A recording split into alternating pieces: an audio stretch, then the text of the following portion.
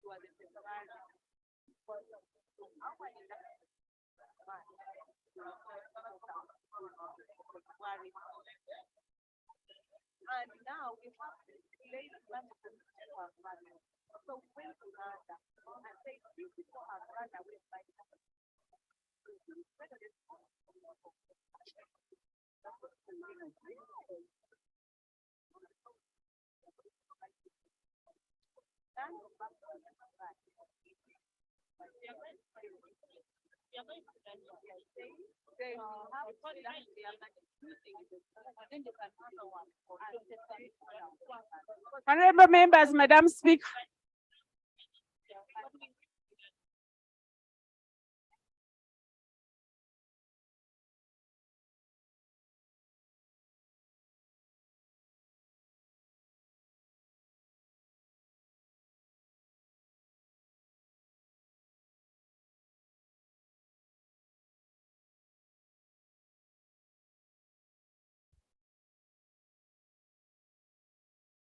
Prayer. Almighty God, we need people to the prudential goodness have appointed for leaders and parliaments for the welfare of strategies government humanity. We beseech you to look upon Uganda and favor these your servants. We have been pleased to call the performance of such important trust in this land. Let your blessings descend upon here assembled and granted the may as your presence. Treat and consider all matter that shall come under deliberation. Is so just and fair in manner to promote your honor and glory and to advance the good of those whose interests you have committed their charge.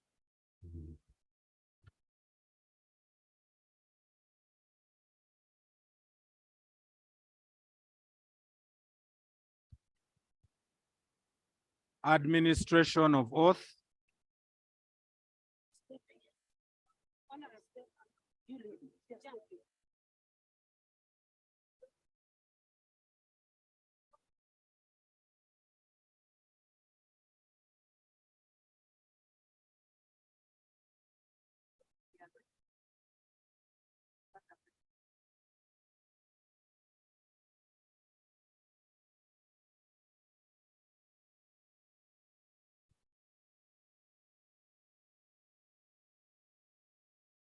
Hello, can we have power? Madam Speaker, following the death of Honorable Okabe Patrick, Member of Parliament, Sere County, Sere District, which occurred on Monday, 19th December 2022, the position of Member of Parliament for Sere County fell vacant. In accordance with Article 81, clause of the Constitution of the Republic of Uganda, the Clerk of Parliament notified the Electoral Commission of the existence of this vacancy in Parliament. On 23rd February 2023, a by-election was held and the Electoral Commission has in writing communicated the results to the Clerk of Parliament, indicating that Omoding Emmanuel was elected as the member representing Serere County. The member-elect is available and is ready to take and subscribe to the oath of allegiance and of member of Parliament. Madam Speaker, I seek your indulgence to allow him to undertake the aforementioned oaths. Permission is granted.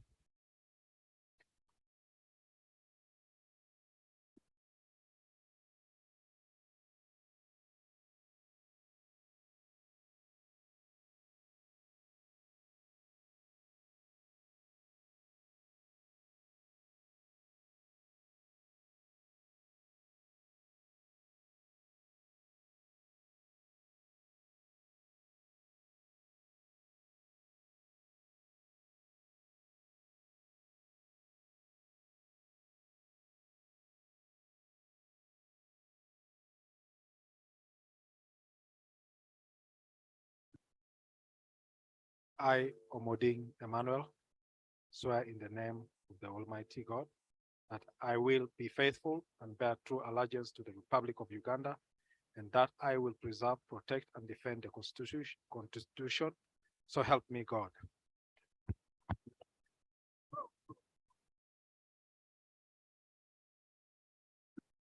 I, Omoding Emmanuel, swear in the name of the Almighty God that I will give faithful service to this Parliament and support and uphold the Constitution of the Republic of Uganda as by law established. So help me God.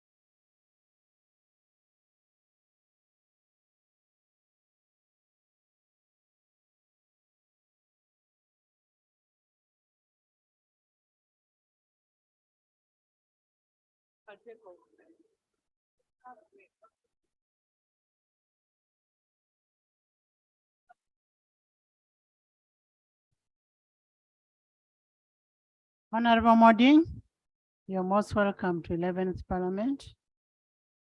We know you're joining half term after the demise of your late dad, who was our colleague.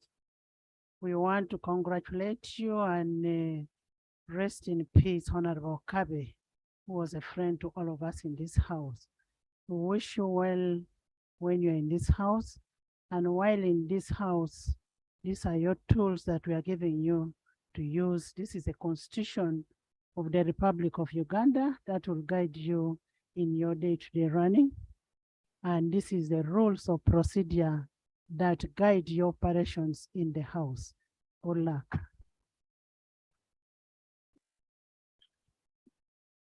And as an independent member of Parliament, you're supposed to sit either in the middle there or this side. And honorable members,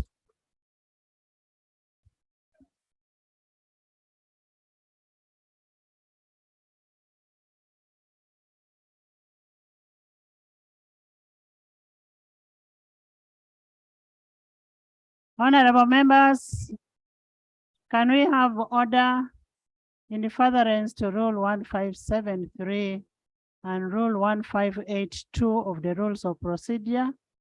You are accordingly designated to the Committee of Budget and Committee of Fiscal Infrastructure.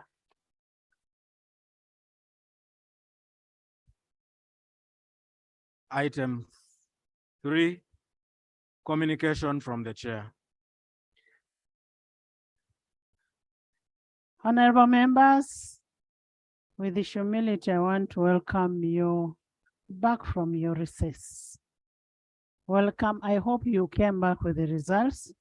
And as you went, we sent you on a PDM monitoring. We wanted you to do your role as legislators to find out how much money was given to your parishes, how is the money being utilized, and report back to this house per sub-regions, the 18 sub-regions. And we will expect to get reports from the 18 sub-regions. The terms of reference were given out to you before you left, and we will expect your reports. In doing that oversight role, it is going to help us in determining whether what we appropriate as a house goes to the constituencies. We are doing our role, and we should be able to come to a conclusion of it. Honorable members, on 15th February 2023, I received a petition from the members of Karamoja Parliamentary Group on the alleged mismanagement of relief items that were meant for vulnerable communities of Karamoja. I administratively referred the matter to a sectoral committee of presidential affairs. I gave them 2 weeks to report back to the House. And I want to request the members, let's not go on diversionary. The member or the minister who is responsible for Karamoja is there. If there was any diversion, it is not anybody's fault. I saw iron sheets in Bukia there. I did not ask for them, but I ordered that they should be given to schools. Innocently. I did not open a shop, sell them, but they were given to schools, government schools. So I don't want other ministers to be pulled into what they are not concerned. Let everybody carry his own cross. Let's wait for a report to come back from the committee, and this House will take a decision. Honorable members, let's restrain from making those utterances that are not going to help. We must solve a problem in this House. Honorable members, pursuant to Rule 1313 of the Public, Section 1313 of the Public Finance Management Act, we are meant to receive the ministerial policy statements by 15th March. However, because we cannot wait up to March, I am requesting that we receive the statements by 14th, so that we have a day to look at what is left and what is being processed. And of course, the timely processing of submission of these reports is very important for us. Honorable members, during this recess, our 2 colleagues, Honorable Segrinya Mohammed and Honorable Sewanyana, who had been on remand for over 1 year, were given bail finally. I want to thank God for that. And at an ample time, I think they will come to the House. They are still members of this House. Honorable members, on Saturday, 18th February, Uganda long distance runner, Jacob Kiplimoi and Joshua Cheptegei won the 1st and 3rd place in the race respectively. In the senior men's 10-kilometer race during the 44th World Cross Country Championship. We want to congratulate them, and the Minister of Sports, congratulations. And that is where it takes us back to sports, that we should be able to increase the money that is given to sports for us to be able to facilitate this athletics. Honorable members, you are aware Article 91(3) of the Constitution provides for a presidential assent to the bills by Parliament. I am now notifying you that the Fisheries and Aquaculture Bill 2022 was assented to. So, Honorable Tebandeke, your prayers were answered. The Parliamentary Pensions Amendment Bill was also assented to. That is your bill as members of Parliament. And based on that, I request all of you to go and update your records in the pension office. Your records are not updated. Please do the updating of your records so that in case of anything, we'll be able to trace who are the beneficiaries. Not that I'm praying for anything, but it's a good thing. Honorable members, as you may be aware, our society remains under threat over the vice of homosexuality. The media has been awash with these stories about signifying the need for us to stand up and be counted as legislators. The only people who can make laws in this country are you and me. But if we have gone quiet and we cannot count, we cannot get up and be counted, then we are not doing anything to this country. This matter was exhaustively discussed on 24th, 25th, and 25th January 2023 in this house, but we are just also lamenting like other people. The report that was brought, that is supposed to be brought here, is not going to solve the problem because we do not have a law in place. We need to have a law in place in regards to anti-homosexuality. You will recall that in 2014, this parliament enacted a law on anti-homosexuality, which was later nullified by the Constitutional Court over an issue of quorum. Only quorum. Today, the vice has persisted. The people who are suffering are our children. The people who are suffering are you and me. But if we can't stand up and be counted for this kind of vice, the Western world is saying they're assisting us. We don't want their assistance if they are not going to destroy our morals, our cultures. Let this parliament stand up and be counted. And for that reason, I am going to vary the order paper and accommodate a motion seeking leave to introduce an anti-homosexuality bill. A motion. Honorable members, as the leaders, you know, you're supposed to declare your assets and liabilities. Even if you have only liabilities,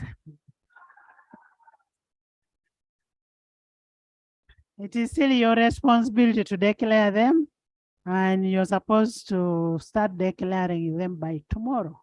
So kindly have them declared to avoid further problems. Can we go to? Yes. And once more, I want to thank you so much. I am not going to waste a lot of my time. Yes. Isaiah? Yeah, thank you, Right Honorable Speaker. Right Honorable Speaker, in response to your communication, during the Old Testament times and the times of Ezekiel, when the father sinned or the mother sinned, the children could suffer. So corporate sin and guilt could take place. But now with the coming of Christ, each person who sins carries his or her own cross and burden. If a minister sins, or an administrative person sins, in administrative law, delegated powers are not delegable. And once you delegate them, should anything happen, you are the one in charge. And they happen because you delegated. Honorable Honorable Isaiah, yes, as I conclude. are you talking about the iron sheets? Yes, exactly. It is before the committee. Can we wait for the report from the committee? Most of I you don't want to be distracted. I want the motion for a resolution of parliament to grant leave on homosexuality first. Let's first sort one thing. homosexuality. Yes. Yes, Elder. Madam Speaker, thank you for allowing me to say something that is very dear to this House. Rule 82 of the Rules of Procedure, Madam Speaker, talks about behavior of members of Parliament during debate. And Rule 83 of the Rules of Procedure talks about behavior of members of Parliament in the House. And Rule 85 talks about general behavior of members of Parliament in the House. In the recent past, Madam Speaker, there has been occasion where some of us, or our actions, our utterances, our behavior has bordered on violation of these rules. And that has led to damage of our reputation, particularly the institution indeed of Parliament as a serious body. And it has also dented the integrity of some of us, which is costing this institution very dearly indeed. Madam Speaker, now that we are starting a new session, would it be not proper that you give guidance on this very crucial matter, whose ramifications, if we do not do something about it, will lead the integrity of this House to be damaged further, and indeed our ability to serve this nation will be dented, Madam Speaker.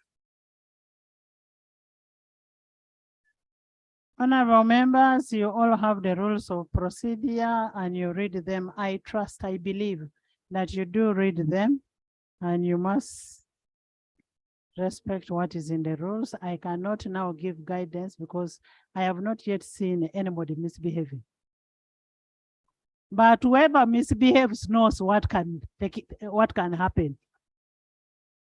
Whoever misbehaves in the House knows the outcome of what he or she does. Yes, Honorable Semuju.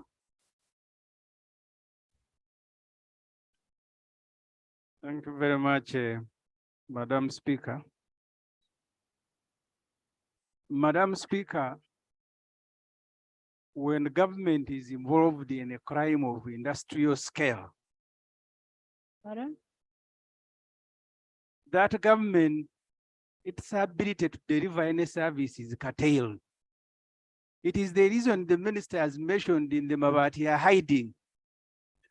The 2 weeks time that you've spoken about in your communication from the chair, we will abide by it, but we need to find interim measures. Because if you have a whole cabinet from Prime Minister involved in that crime of disappearing iron sheets for Karamoja, that government cannot come here and speak. Maybe, Madam Speaker, my suggestion, you suspend Parliament for 2 weeks. When that report comes and we deal with that problem of industrial scale, then we can, because I imagine, will the Prime Minister stand there, or the deputies, and they want to address Parliament? Madam Speaker, I want to implore you, we will not die if you suspended Parliament for 2 weeks. And the first business of this Parliament is discussing the theft and disappearing of iron sheets and goats for Karamoja. Madam Speaker, I want to plead with you. Honorable Semuju, the principle of presumption of innocence still stands. You cannot say that maybe somebody was given iron sheets. I've just given you my scenario. They sent iron sheets to Bukedea. They were given to students. How would I know? I mean, let people take responsibility for their actions. And I am not going to suspend the House. If you want to go for another 2 weeks on your own, you can go. And honorable members, let's go into serious issues. Let's go into serious issues. Honorable Basalirwa. Honorable Basalirwa. Motion for resolution of Parliament to grant leave for the introduction of a private member's bill, the Anti-Homosexuality Bill 2023. Honorable Basalira, please move your motion.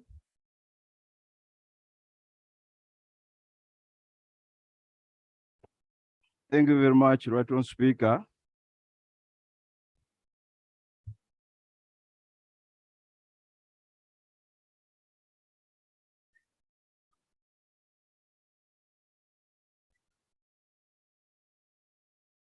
Honorable Basalira, sit.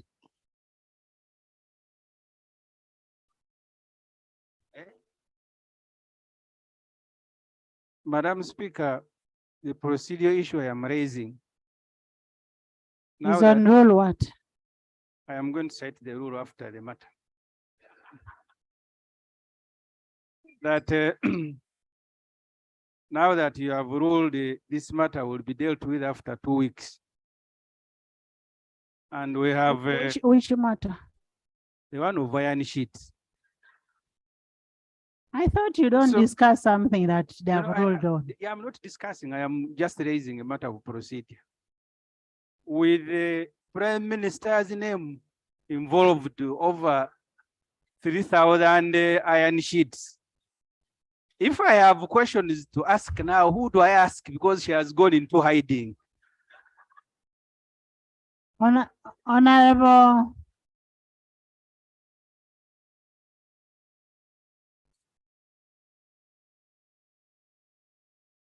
Honorable members, some order.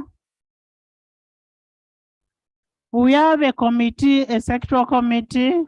Honorable members, we have a sectoral committee of presidential affairs, and that committee is going to examine that issue exhaustively. If they will need the prime minister or any other minister, they will call that person and the report will be brought to this house. We will discuss that report. Whoever is found culpable will be dealt with. So let's not start anticipating what is going to happen. Yes,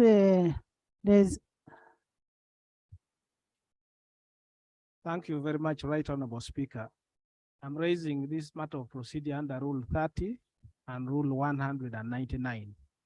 Under Rule 30, Madam Speaker, petitions that come to this House, there are provisions on how those petitions must be presented. But I want to underscore the fact that every petition that comes to this House must, one way or the other, find itself laid on the table here, so that members of Parliament can then understand what are the issues, substantive issues in those petitions. That is the reason why my colleague Honorable Semuju and the rest are raising and mentioning iron sheets that I'm not aware. So what are the substantive issues that the members of Parliament from Karamoja raised that you have referred to the Committee on Presidential Affairs? Even when the rules gives you, Madam Speaker, the latitude to refer it, after referring it, that petition must be presented here, because under 199, the House means the House of Parliament sitting in the chambers. I beg that you give guidance so that this petition is laid here and the presenters give us what are the issues that Karamoja wants this House to address. thank you. That issue of Karamoja came when you were on recess, we were on recess. That's why we administratively first referred there. The petition will be laid on table. The petition will be, yes, Law.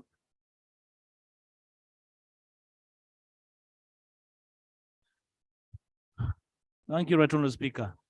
I I hope you are not delaying this motion because you don't want the homosexuality. And I want to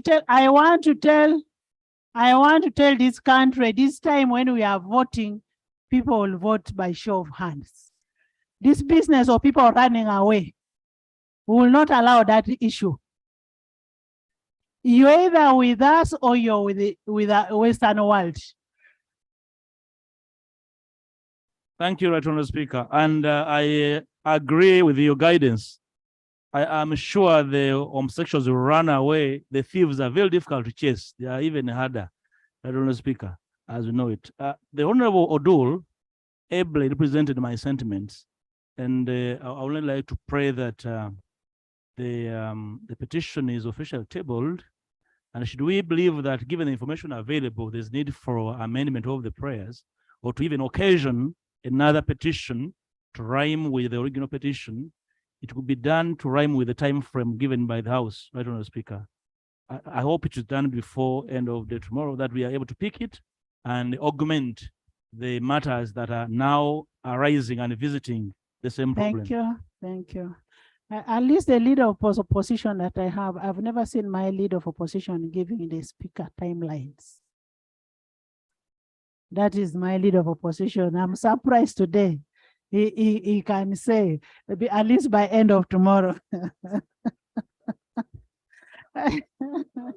Honorable Basalira, the Prime Minister is here.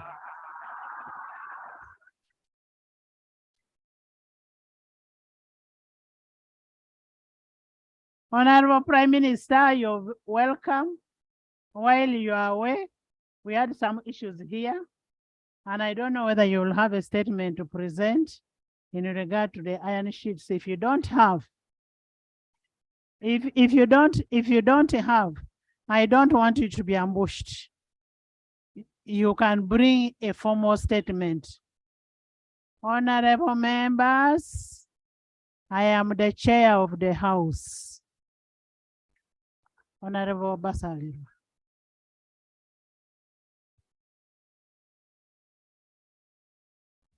Thank you very much, Right Honourable Speaker.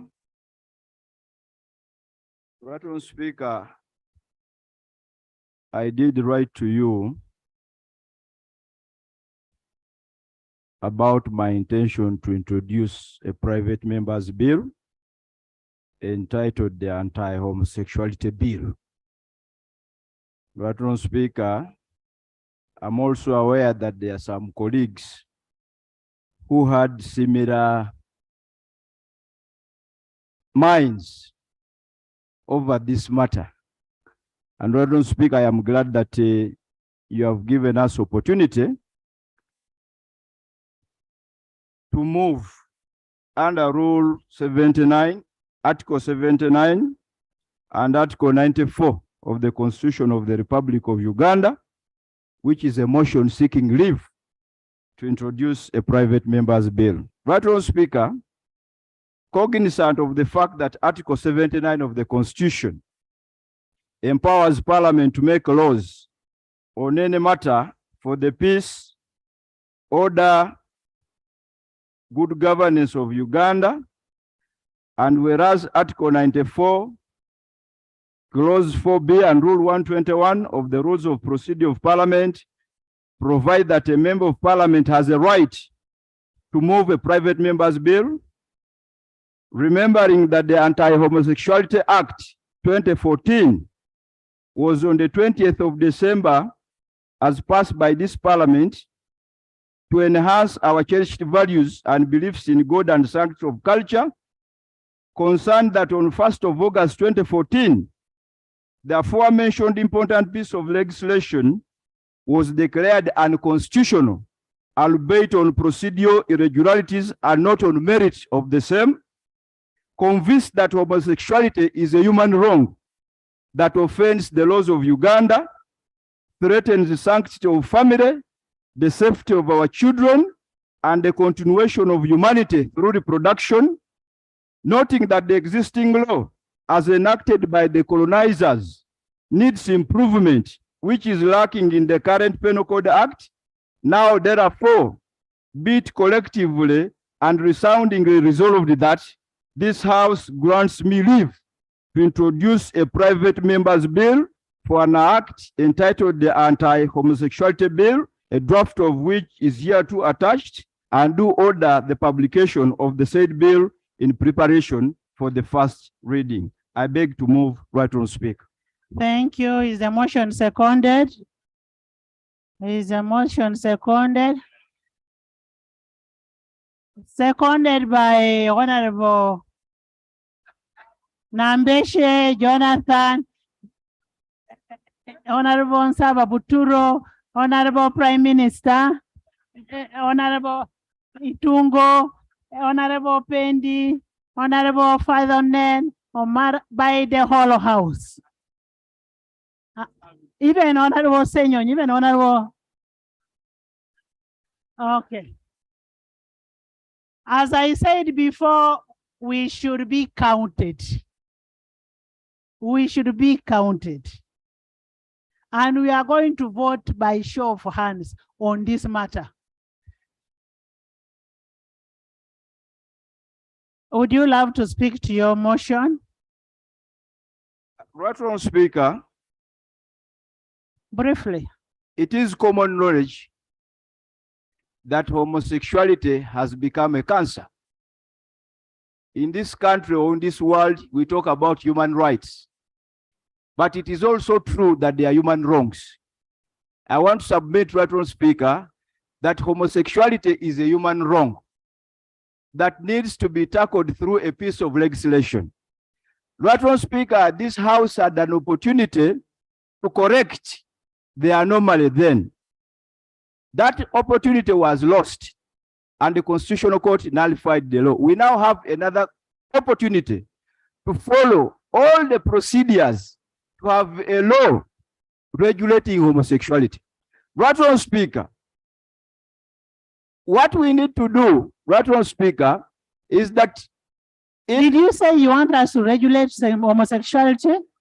We do not want homosexuality. No. Right on, Speaker, a law to prohibit homosexuality. To prohibit, yes. A law to prohibit homosexuality by way of regulation, obviously. Right on, Speaker, the law we are talking about is not new. When this country was colonized by the British, they actually left a law with us on homosexuality. In fact, the Penal Code Act that the colonizers left in this country banned homosexuality, criminalized homosexuality. What we are trying to do is to look at the present circumstances and situations where there is now recruitment, promotion, and funding. So we want to look at this colonial law and have it in tandem with the current circumstances and situations. It is on that background, right on, Speaker, that I beseech colleagues to join me in ensuring that we have a new law that addresses that cancer. I beg to submit, right on, Speaker. Thank you so much. Honorable Jonathan, as a seconder, the regulator. Father Nen, you will speak briefly. Thank you very much, Madam Speaker. Madam Speaker, in law, they say the facts speaks for itself. Yes. Honorable colleagues are aware. We have been seeing over social media, we have been seeing victims, we have been seeing young children, we have seen schools that are being threatened. So I think at this opportunity, the best time to deal with this matter decisively has now come. So I second and urge you to support the member who is prohibiting the homosexuality. No, he withdrew it. He withdrew it. Hey, he prohibited. Yes, to prohibit. Okay. I kindly ask honorable members to support, please. Thank you. Father Nen.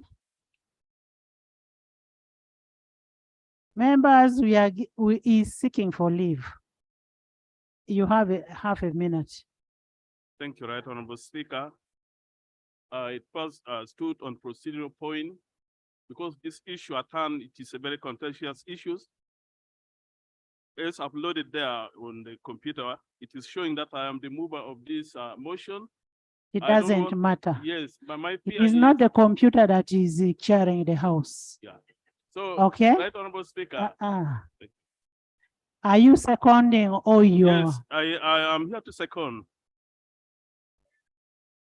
If you want to speak about the movership, then you first sit. Okay. I'm seconding, but I want to speak about your secondment. Thank you, Right Honorable Speaker. The issue at hand is a public secret already, and we need to treat this as an act of terror on our children. Right Honorable Speaker, honorable colleagues, during my second degree course in Urban University, Rome, I studied comparative studies of religions, and I learned that homosexuality is completely incompatible with the sacred scriptures the Bible and the Quran. When you look at the Quran, Al-Haraf, Surah Al-Haraf 7:80 to 81, it says homosexuality, it is an haram, it is an act of haram, totally forbidden. And also in the Bible, we have the Quran here, even also in the Bible, the cities of Sodom and Gomorrah were destroyed because of the political and religious negligence of the people of the time. Right Honorable Speaker, honorable colleagues, Uganda belongs to God. And our motto is very clear: for God and my country. We need to be true and honest to our motto and our profession. Right Honorable Speaker, Uganda's Vision 2040 states that by 2040, Uganda must have a healthy and productive population. This is one of the goals of Uganda Vision 2040. And my fear is by 2040, because of the increase in homosexuality, we shall be having a population of men and women. You're not speaking to the microphone. Okay. Can you conclude? Men and women will be putting on pampers. Right Honorable Speaker and honorable colleagues, the essence of morality, the essence of humanity is preservation of life. The essence of humanity is preservation of life, which is only guaranteed through procreation. When you look at homosexuality, LGBTQ, right Honorable Speaker, there's no essence. Because by definition, homosexuality, it is a mere sexual attraction and romantic sexual attraction to people of the same sex. There is no essence. It cannot guarantee the continuity of the families. It cannot guarantee. Thank you, Honorable. You will have more time to speak about homosexuality. And as Honorable Jonathan says, facts speak for themselves. There are some things you don't even speak. You don't even need to speak about them so much because they are ugly. They are so dirty. So we know about homosexuality. Let's leave it as it is. Let's go to the committee and pass the bill. Yes, gender, Whopper, 1 minute.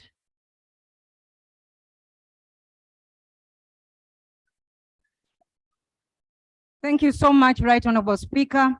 Right Honorable Speaker, allow me to thank you very much for finally having this matter There's a come procedural before matter. us. Madam Speaker, we passed a law here. We are not going to be doing something new. That government there of NRM connived with some people. They went to court and nullified it. They are now, all of them are quiet. Do you have Attorney General evidence is to that there. effect? I have evidence. I have evidence. Honorable Semuju, let's not start making presumptions. Yeah, all I am asking, Madam Speaker, since the whole government is here, from Prime Minister to Attorney General, can they tell us why they are not supporting this? That Prime Minister stood up. The Prime Minister stood up. She supported. The Prime Minister supported the motion. That honorable Speaker and colleagues, I know my brother, he has to talk about the Prime Minister because that's how he's seen. He's clamoring for recognition.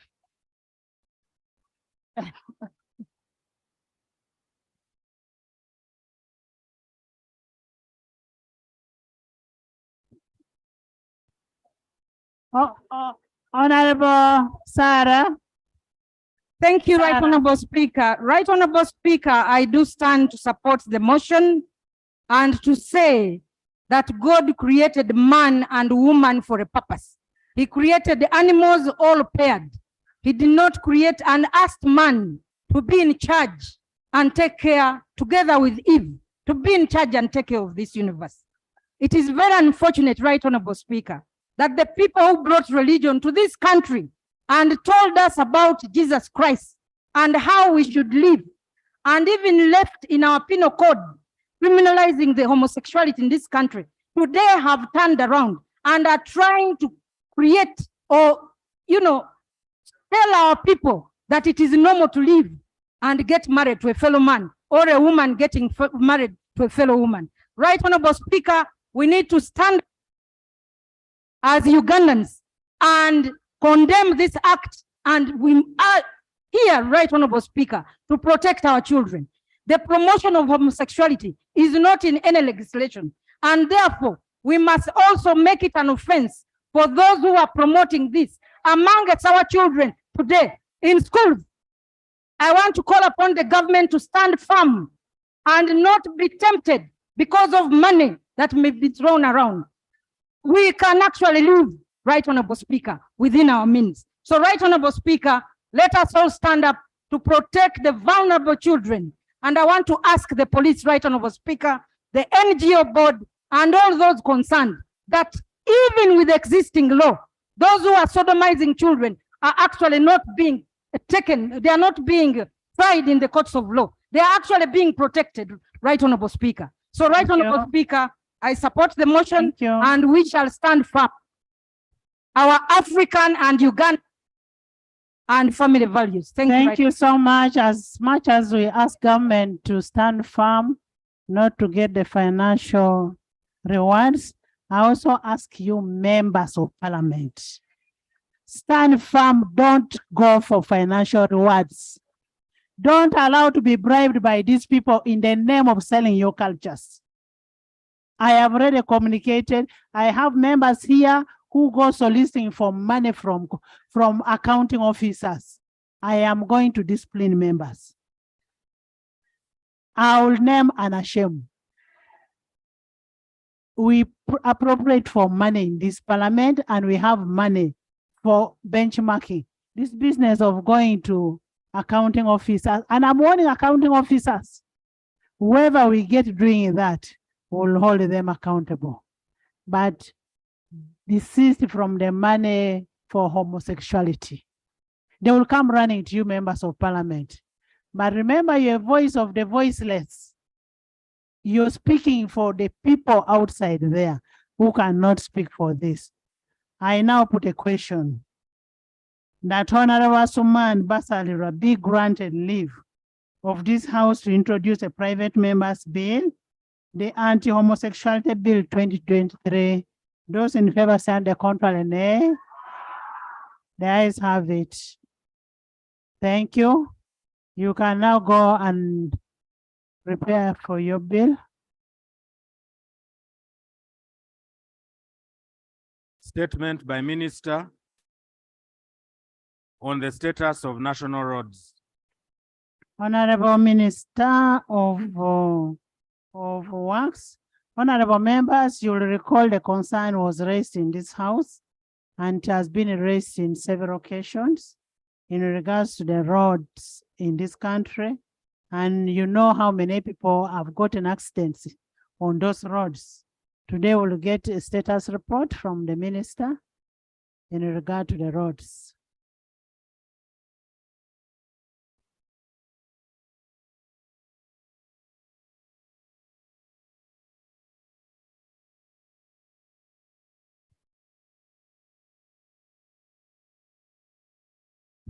Thank you very much, Right Honorable Speaker. Right Honorable Speaker, there's been a number of questions on this floor raised about roads. And we did agree that let me bring a very detailed report on the floor in regard to roads in this country.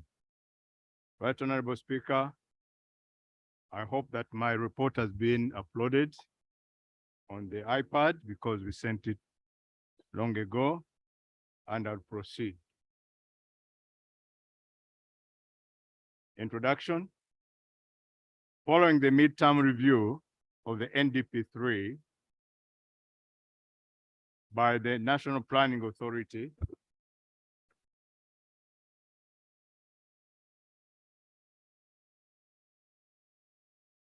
that doesn't seem to be the report I'm reading. Are we having the same report? Right Honorable Speaker, I sent this report to be uploaded on the 30th of January. That's the report I sent.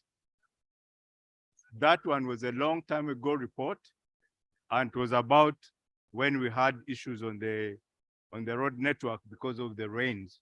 But this is a detailed report which I was instructed to bring, and I submitted it for upload on the 30th of January, 2023. We actually have a different report. Yes, Honorable Patrick. Madam Speaker, thank you very much. Madam Speaker, Honorable Minister, you could first have a seat. I had special interest in the roads sector because of the state of the roads in Kasanda, Madam Speaker. I tried at 1:45 to look for a report from the minister. It was not uploaded. I'm surprised to hear that he says, making a statement that he uploaded it on the 30th, but on the 10th. So by 1:45, the report was not there. So please confirm. Thank you very much. Honorable members, can we reconcile with the clerk's office on which report is more current? Honorable Minister, reconcile with the clerk's office as we proceed, and it will come. Honorable members, in the public VIP gallery this afternoon, we have a delegation from Uganda Cooperative Savings and Credit Union. That include Honorable Bintu Jalia, Emeritus. Welcome. Honorable Bagonza Stephen, Vice Chairperson, and then Mr. Sylvester, the CEO. You're most welcome.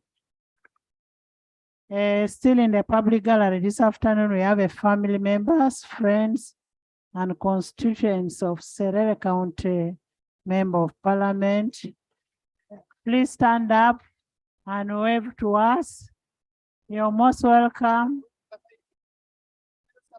Hey,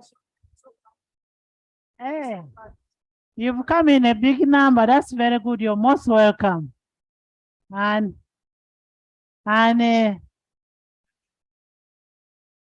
when you go back, we wish you a safe journey. This is your parliament and we'll always be here for you. Thank you for coming. In the public gallery, there is Honorable Juma Emong Showan, the Speaker of Parliament of Bukedea, and the Clerk of Parliament. You're most welcome. In the public gallery this afternoon, we have a Guild Council of Soroti University on a field tour visit to Parliament. They are represented by Honorable Ebwalu, Jonathan, and Honorable Alobo. You're most welcome, and Honorable Rico. Most welcome. Thank you for coming. Honorable, next item. Yes. Madam Speaker, I inadvertently omitted to lay on table my motion and the bill attached. I want to seek your indulgence that I just. Please lay, because you are talking about regulating. That's why you forgot. Madam Speaker, I beg to lay on table the motion. Yeah, please lay. Thank you. Thank you. Yes. Right, Honorable Speaker, thank you very much.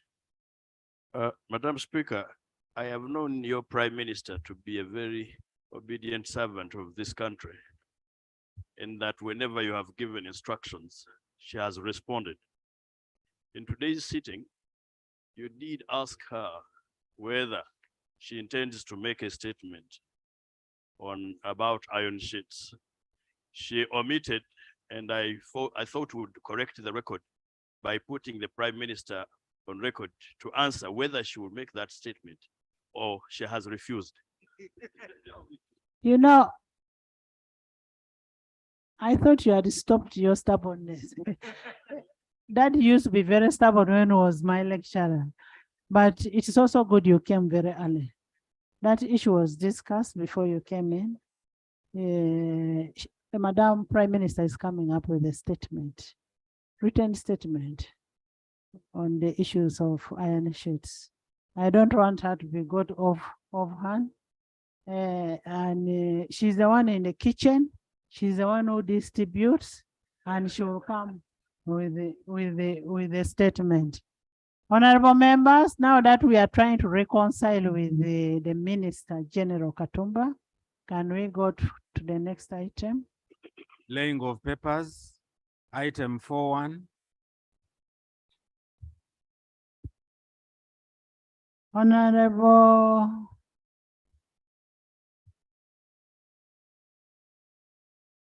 The annual report of the Petroleum Authority of Uganda for the year 2021-2022. Honorable Minister of Energy and Mineral Development. Honorable Prime Minister, how many ministers do you have in energy? How many ministers do you have in energy? Can't they just come even to lay a paper?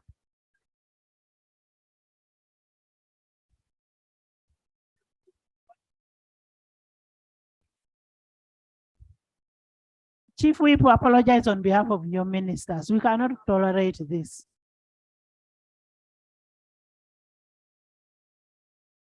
Right Honorable Speaker and honorable members,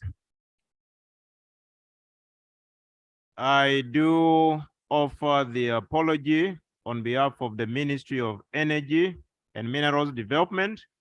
But as you are aware, His Excellency the President is in South Africa, and the Ministry of Energy is a key ministry, and one of the ministers is there with His Excellency the President. That said, Right Honorable Speaker, I beg to lay on table the annual report of the Petroleum Authority of Uganda for the period 1st July 2021 to 30th June 2022. I beg to lay. Thank you. The report stands referred to a Committee of Environment and Natural Resources. And in the same vein, I've seen how long reports take in the committees.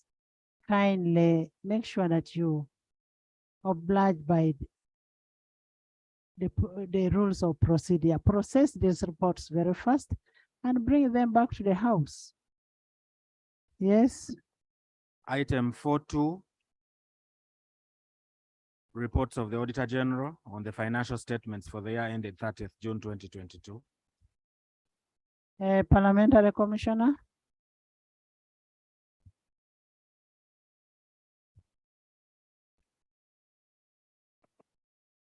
Right Honorable Speaker and honorable members, I beg to lay the report for the Auditor General on financial statements of National Water and Sewage Corporation for the year that ended 30th June 2022. I beg to lay. Thank you. The report is referred to Public Accounts Committee, that is Commission, Statutory Authorities and State Enterprises.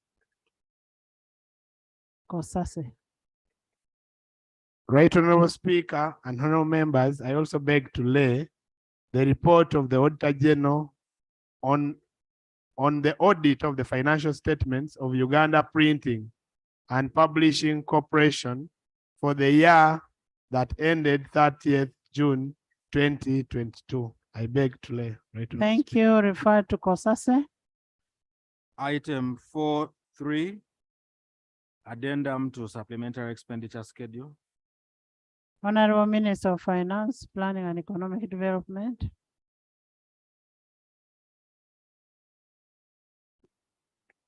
Madam Speaker, I beg to lay on table addendum supplementary expenditure schedule number 1 for financial year 2022-2023. This is addendum schedule number 1 and addendum schedule number 2 of the same financial year. I beg to lay. The supplementary schedule 1, addendum 1 and 2 for financial year 2022-2023 stands referred to the Committee of Budget.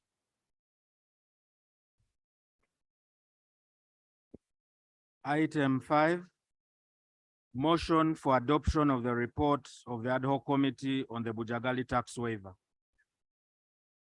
Honorable Ministers, I mean honorable members, yes.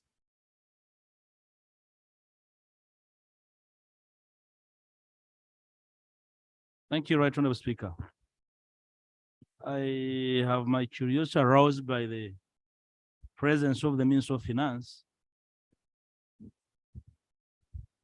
laying addendum to the supplementary schedule 1, and aware that today is the 28th day. Addendum 1 and 2. 1 and 2. Thank you for your correction, Right Honorable Speaker. Aware that today is the 28th day of February, and that the minister is by law required to provide to Parliament the budget performance report before we delve into evaluation of the ministerial policy statements. The last time we had that debate, the minister said, and the same minister, that he has time. And by lapse of time, if they're not late today, the minister will be late, as per the PFMA. Can we be advised whether the minister is still within the law or the law was amended when we were in recess? Right Honorable Speaker. Honorable Minister. Budget performance.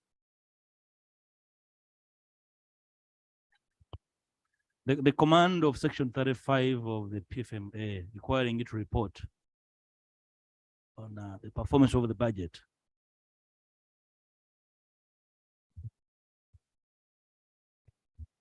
Madam Speaker, let me cross-check and get back, report back to the House tomorrow.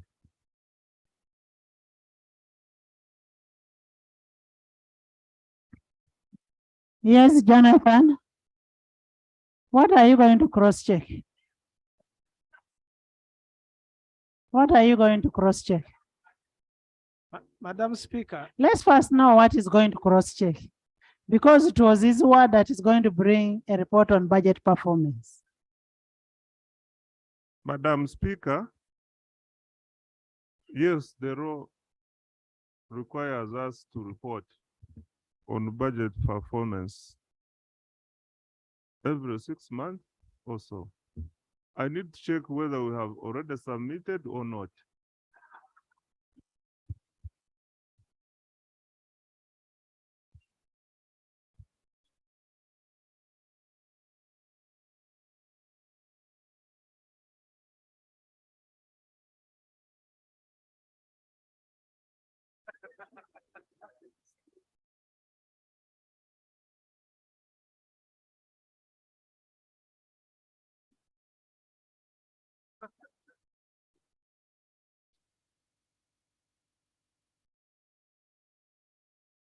Jonathan, you had something to say? Thank you, Madam Speaker. Madam Speaker, the issue I had was how this very supplementary addendums laid here already found itself before the budget committee. I watched this minister present, and I think it's a very serious issue that this House must always take concern.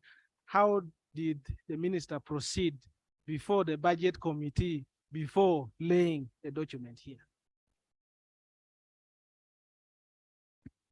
Yes, Honorable Minister. Madam Speaker, we started processing the budget, the supplementary budget last week, and this Parliament was in recess, but we wrote to you and you administratively gave us a go-ahead to present before the budget committee. I did what?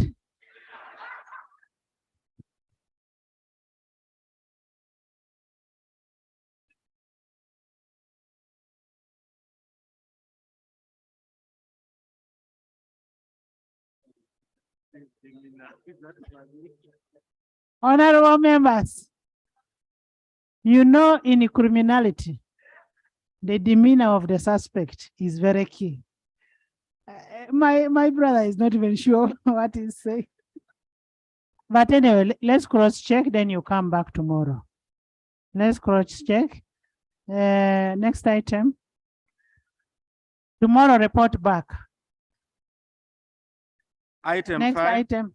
motion for adoption of the report of the ad hoc committee on the Bujagali On the tax same waiver. thing. On the same thing. Okay, what is it? Thank you, Right Honorable Speaker, for this chance. Honorable members, don't leave the house. The issues that are going to be discussed are very important for your constituencies.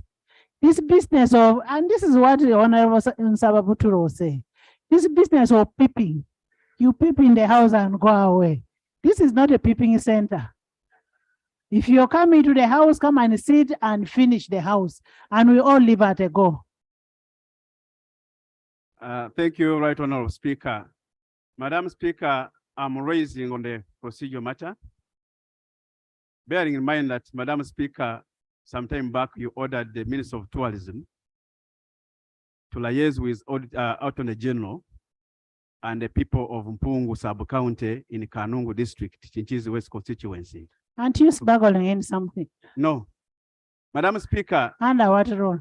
Madam Speaker, it is something that I wouldn't do. Can we do it tomorrow when we have somebody in tourism here?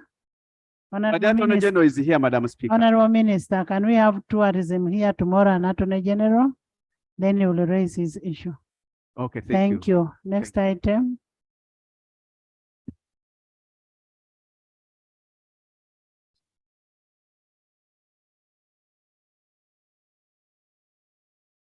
Next item.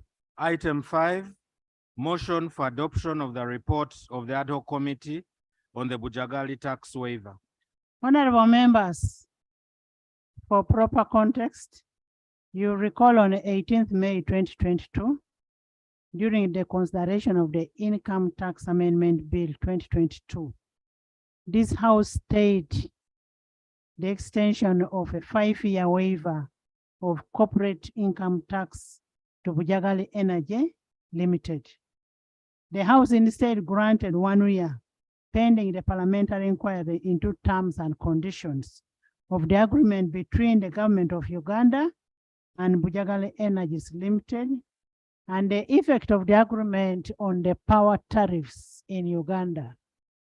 The consideration of this report has been timed to coincide with the ongoing budgeting process so that we will be able to consider the extension.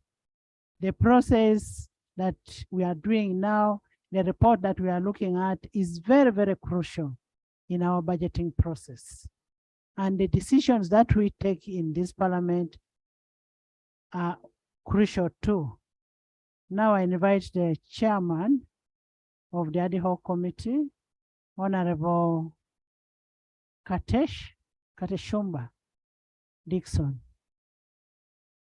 Yes. Thank you, Madam Speaker. Madam Speaker,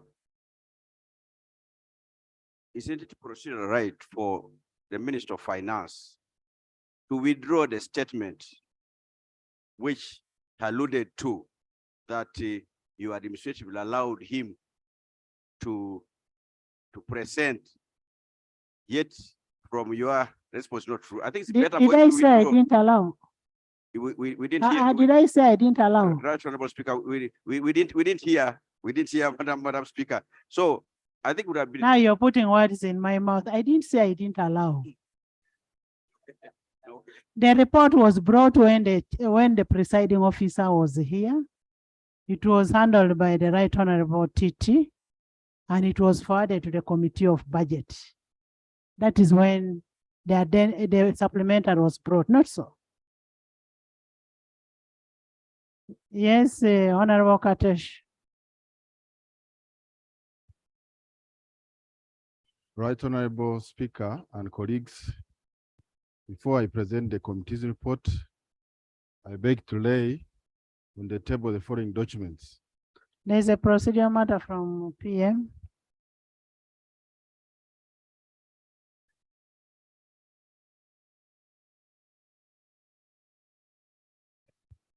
Right Honorable Speaker and colleagues, like the government chief whip told you, the president is in South Africa, and I allowed a number of ministers to move with him.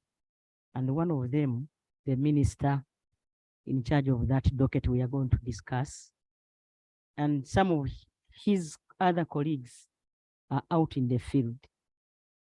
Is it procedurally right for us to continue without those ministers who are the docket managers?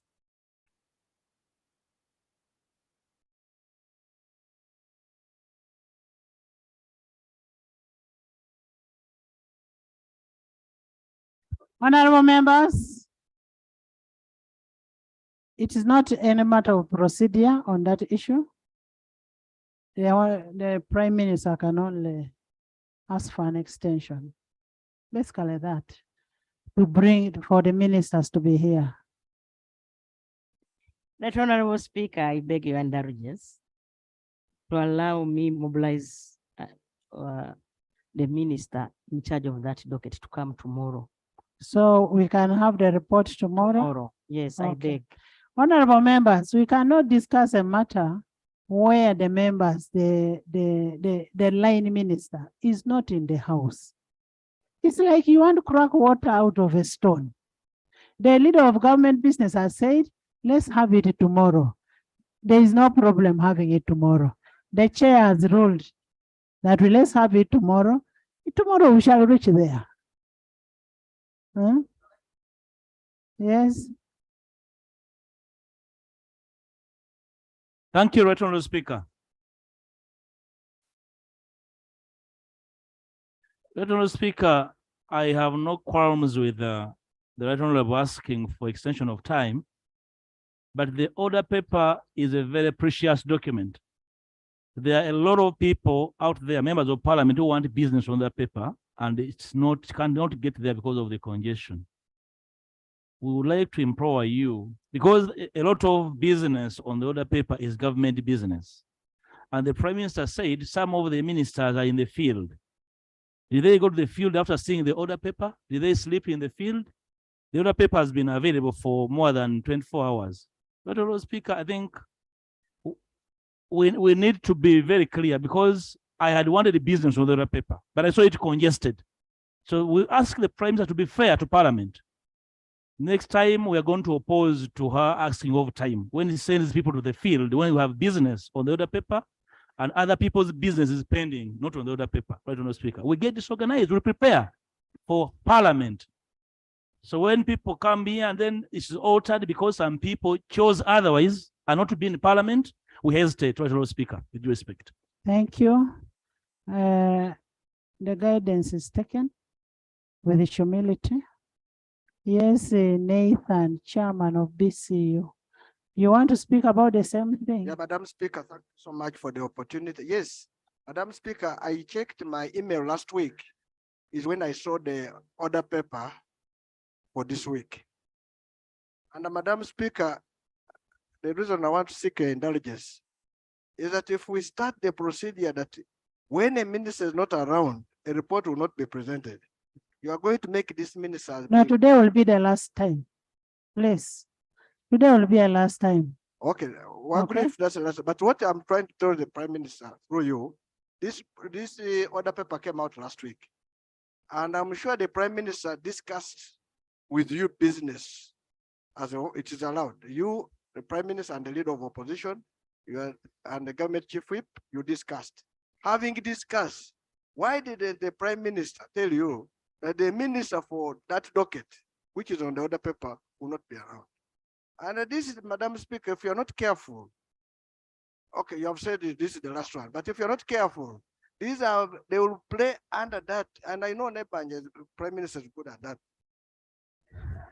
Honorable Nathan, it is the first time I'm seeing a member own the speaker, but I take your warning positively. Me, I'm a humble servant. Honorable members, we are actually wasting time. Can we move on to the next item? Item 7, Bill second reading, the Microfinance Deposit Taking Institutions Amendment Bill 2022. The Minister of Finance, Planning and Economic Development. Madam Speaker, I beg to move that the bill entitled the Microfinance Deposit Taking Institutions Bill 2022 be read for the second time. I beg to move. Is the bill seconded? Is the bill seconded? Seconded by Oda, Ogwang, Silwanyi. You guys, you don't know what you want. Namiyango, my OB, David, seconded by Roland, by Umoma, by Jane, by Achibu. Thank you. Honorable Minister, do you want to speak to your motion?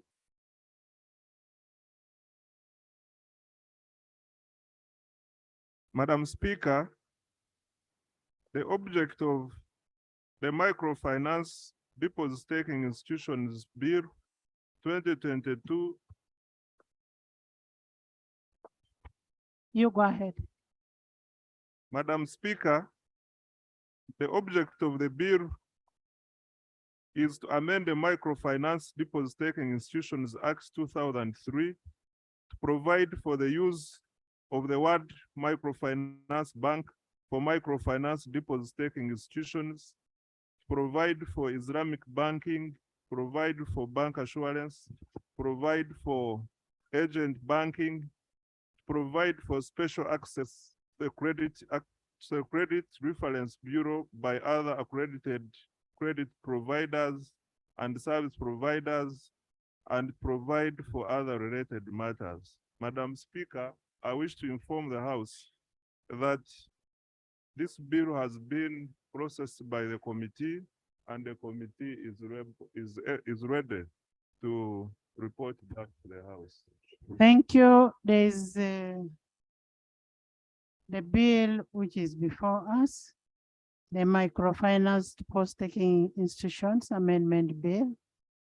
And Honorable Prime Minister, I would suggest next time that when we have serious bills, members should be taken for a training to know what a bill is about. We may need to do this together. Because you're talking about a microfinance deposit-taking amendment, people don't know what it is. We need to get to understand what it is. So you need, when you're giving us the objective, when you talk about Islamic banking, tell us briefly about Islamic banking. When you talk about basically that. Honorable Chair.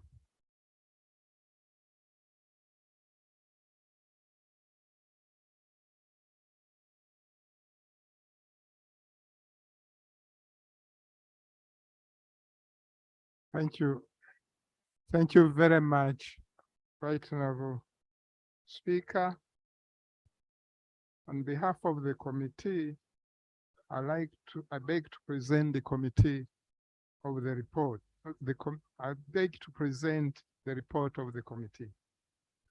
But before I present the report of the committee, allow me to lay on table the minutes of the meeting that the committee had in processing the bill, which included meetings with the Ministry of Finance, Planning and Economic Development, the Bank of Uganda, the Uganda Bankers Association, and the Association of Microfinance Deposit-Taking Institutions.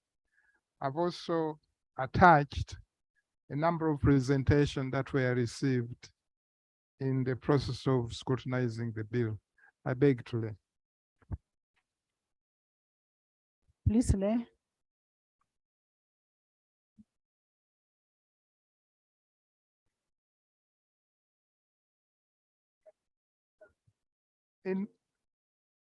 Madam Speaker,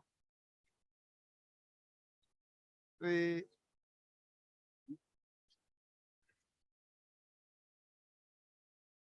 The bill focuses mainly on the what I refer to as tier 3 institutions, microfinance institutions. And actually there are 4 in the main. It focuses on Uganda, Pride Microfinance, yes, FINICA, and EFC Uganda. The Honorable Minister has outlined the object of the bill.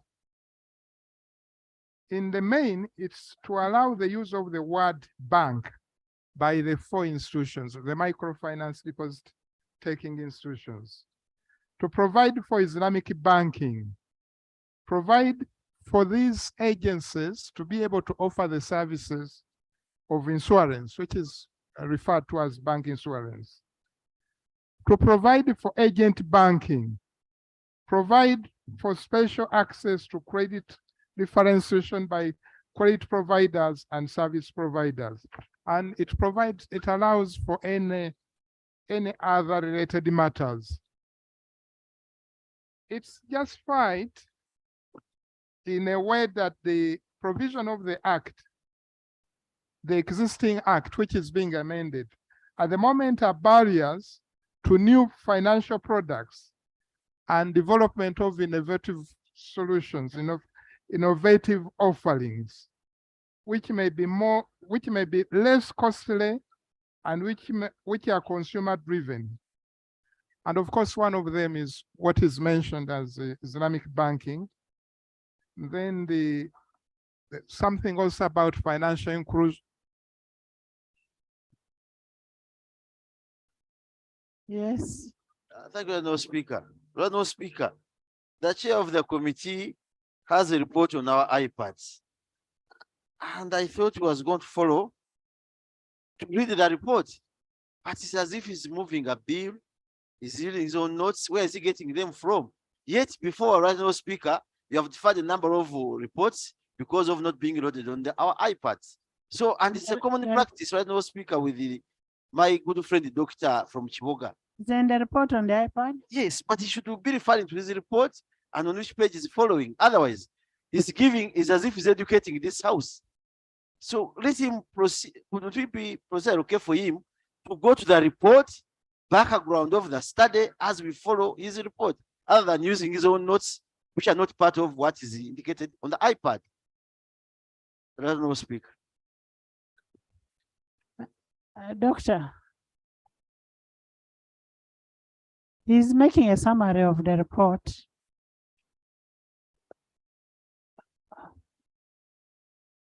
And Madam Speaker, what I thought I would do is to summarize, especially the stakeholders' views, and then I concentrate, I read on observations and recommendations. Yes, but at first I thought I would summarize. There are some trivial things that you really don't need. Stop disturbing me. Sit. You read the report.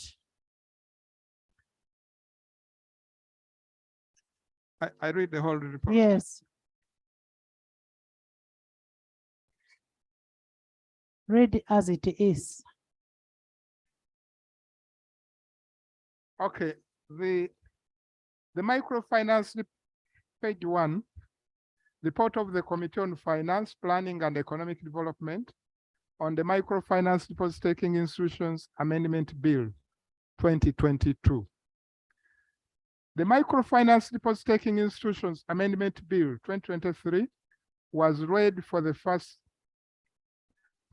time by the Minister of Finance, Planning and Economic Development on the 22nd of November 2022. It was then referred to the Committee on Finance, Planning and Economic Development for consideration in accordance with the Rule 128 of the Rules of Procedure of Parliament.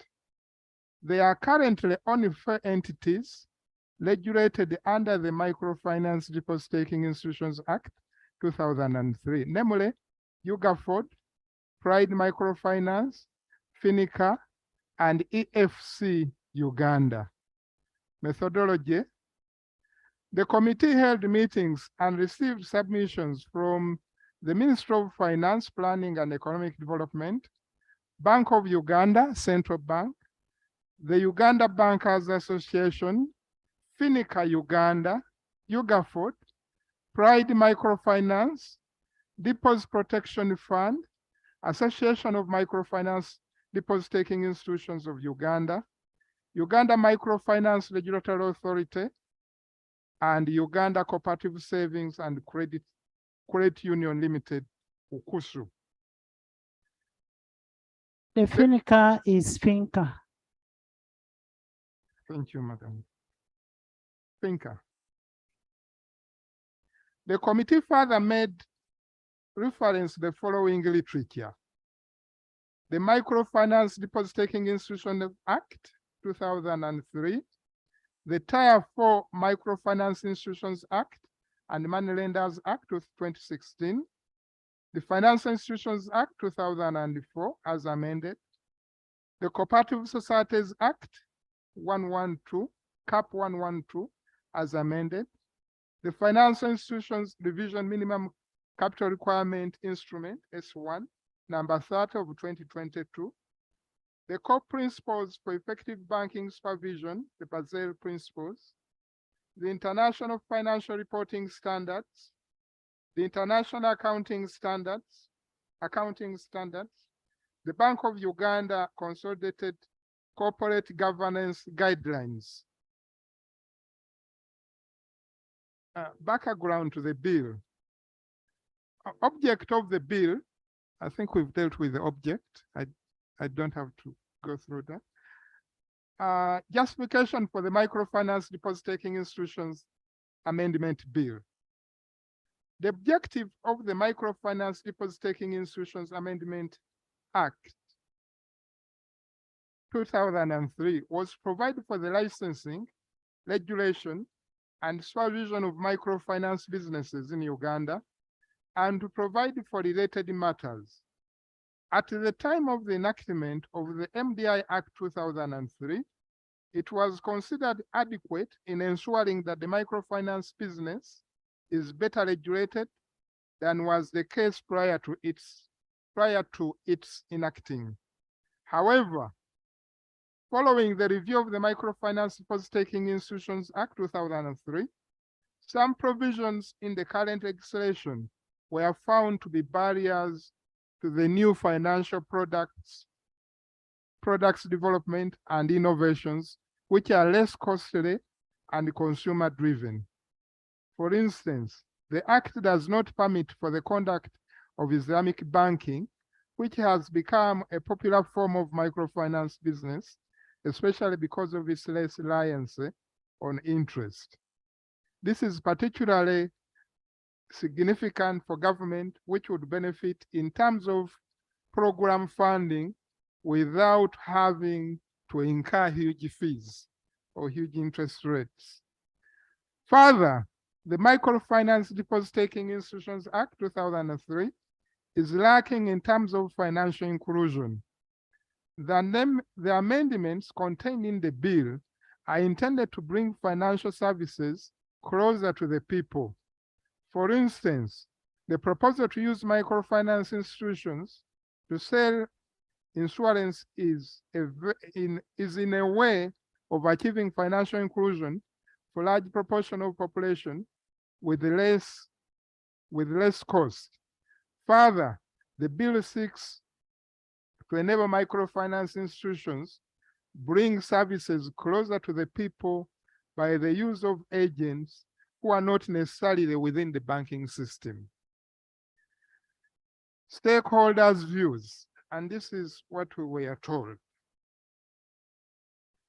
For one, amendment of Section 3 of the Principal Act, extending the application of the MDI Act to the registered societies. Section 3 of the Principal Act states that the law applies to microfinance deposit-taking institutions. The Ministry of Finance seeks to extend the application of the MDI Act to registered societies, cooperative societies. The ministry seeks to bring circles with institutional capacity above 500 million and voluntary savings in excess of 1 billion under the supervision of the central bank. The Ministry of Finance states that while SACCOs with a threshold of 1 billion in savings and over 500 in institutional capital are practically under the supervision of the central bank, there is need to bring them under the ambit of the central bank through clear regulation. The Ministry of Finance and the central bank are cognizant of the fact that the structures, modalities, operations, and principles of SACCOs are different from those of the MDIs. However, they seek to bring the cooperative societies under the supervision of the central bank by including them in the MDI Act. UKUSCU presented the following arguments in their opposition. UKUSCU strenuously objected to this, and this is what they had to say about it. One, that if the SACCOs are brought under the supervision of the central bank through the MDI Amendment Bill, the provisions of the MDI Act would apply despite the fact that the two are set out as fundamentally different in principles, that they seek to attain different goals, and that their operations, structures, regulations, and goals are not in tandem with the MDI's way of working. Secondly, that the SACCOs were averse to being brought under the ambit of the central bank through the MDI Act because this is exacerbating the already existing challenges of having various legal regimes regulating, overseeing, and supervising SACCOs. This only serves to create a retrogressive environment, not just for the SACCOs, but for all the players generally. The net effect of having multiple regulators with the Ministry of Trade, Uganda, Uganda Manufacturer, Uganda Microfinance Regulatory Authority, and now the central bank is leaving a disintegrated subsector with no clear line of allegiance to a single regulator, while at the same time creating a multiplicity of roles and reporting lines, which will inevitably increase the cost of managing the SACCOs. Thirdly, the third objection was that bundling the SACCOs with the MDIs will alter the SACCOs' identity and values, and at the worst, increase the cost of doing business, which will essentially defeat the very fundamentals of SACCOs and what they stand for and who they serve. The representative from the SACCOs union argued that the SACCOs are concerned with members' welfare and cooperation, while the MDIs are more profit-driven and speculative in nature. UKUSCU noted that the concerns raised by members of the committee with regard to the oversight of the SACCOs, especially safety of members' funds, and the risk that the large SACCOs may present, especially in the event of loss of members' funds. They argued that similar concerns were raised in Kenya, but all these were addressed, and the SACCOs were left under the regulation of a single regulator, SACCO Societies Regulatory Authority. Lastly, the SACCOs argued that putting them under MDI Act will not only detract them from their course, but it will also create a gap between the large SACCOs and the small ones. The small ones may lose, but on opportunities of mentorship and training from the large SACCOs, since they will be bogged down with meeting the rigorous requirements of the central bank, I will not have time to attend to the small SACCOs. So that's the first issue on which the Ministry of Finance is seeking amendment. The second one was amendment of Section 5 of the Principal Act to permit MDIs to use the word microfinance bank after its name. Section 5 of the MDI Act 2003 and Section 7 of the Financial Institutions Act 2004 restrict the use of the word bank to a bank licensed by central bank to conduct business in Uganda. So a microfinance institution like private microfinance cannot refer to itself as microfinance bank. The Financial Institutions Act defines a bank to mean any company licensed to carry on financial institutions business as its principal business, as specified in the second schedule to the Act, and includes all branches and offices of that company in Uganda. Financial institutions business is further defined in the Financial Institutions Act. Clause 4 of the amendment bill seeks to amend Section 5 of the Microfinance Deposit-Taking Institutions Act 2003, and consequently Section 7 of the Financial Institutions Act to allow MDIs to use the word bank following their name.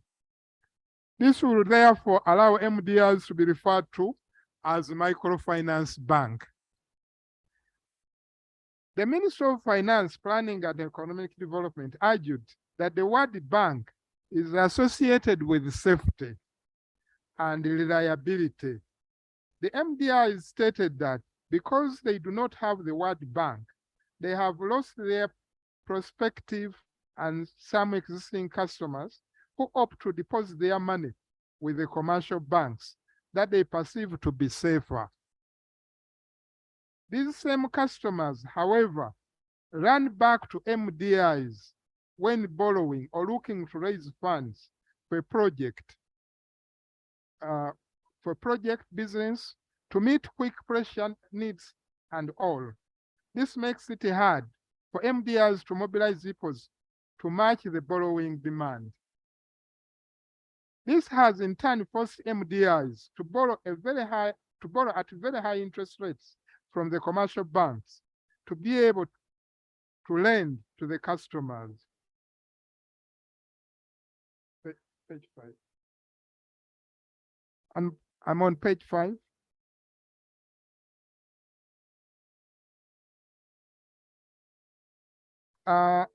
The MDIs argue that while they face rigorous regulation and have similar regulatory controls as Tier 1 and Tier 2 financial institutions, their clients do not entrust them with the deposit, but instead their clients take their deposit to Tier 1 and Tier 2 banks because they are using the word bank, which they don't have. They argue that allowing them to use the word bank will enable them to compete fairly with Tier 1 and Tier 2 banks, since they will be in a position to mobilize cheaper funds for onward lending and at a more affordable price or rate. They further stated that the public will be able to differentiate them from Tier 1 and Tier 2 banks, since they will be referred to as microfinance banks. Page 6. This will further differentiate them from Tier 4 microfinance institutions regulated under UMRA. Bank of Uganda, while agreeing with the Ministry of Finance, noted that financial institutions in Tier 1 and 2, Tier 1, 2, and 3 undergo similar regulatory controls under the central bank. The bank determines their licensing, determines their capital, determines their corporate governance and equity requirements. They argued that their degree of regulatory compliance, not only with the regulatory framework but with international standards and the Basel principle is similar to that of Tier 1 and Tier 2 banks. So same governance structure, same requirements. The Association of Microfinance Institutions of Uganda, AMFIU, and this is the umbrella organization for MDIs, Uganda Bankers Association, and the Deposit Protection Fund, noted that MDIs Yes, the procedure is allowed. Madam Speaker, you said the Prime Minister will give a statement, but she's running away. No, the Prime Minister will give us a written statement tomorrow. Which 30,000? I have never seen a house that loves the Prime Minister like this one. No, she will give a statement tomorrow. Members, we have to finish this bill. We have 2 bills today. The Association of Microfinance Institutions, an organization of MDI, Uganda Bankers Association, and Deposit Protection Fund noted that MDIs are disadvantaged without the word bank because their customers are skeptical about depositing their funds with them. The MDIs are confused. Sometimes they are mistaken with Tier 4 non-deposit taking financial institutions, such as SACCOs and money lenders, who are not under the stringent regulatory control of the central bank, and who have even higher interest rates. MDIs further argued that restricting the use of the word bank is a barrier to Uganda's saving culture. They informed the committee that Uganda's saving culture is one of the lowest in sub-Saharan Africa, especially among the low-income earners, which is a serious impediment to further economic growth. Procedure, Madam Speaker. Madam Speaker, a while ago, the Minister for Works was asked to go and reconcile the documents. And we were expecting him back in the House so that we proceed on the same. Can we finish what is on what Madam is being Speaker, handled? Then the minister will come. Madam Speaker, you've just communicated that we have 2 bills. And I'm worried that within there, even the roads should have been mentioned, Madam Speaker, because the status is a report, a status of roads a bill. There is a difference between a bill and a report. We have 2 bills on top of what we have on the report. How do you educate your neighbor? So, Madam Speaker, I'm happy now you've mentioned the report. So the minister might disappear. Yes. Honorable member, I think you summarized that report. Yeah, summarize, go to recommendations. Huh? The person who was saying he wants you to read is a board person already. So can you summarize, give us recommendations? Huh? Just go to the recommendations.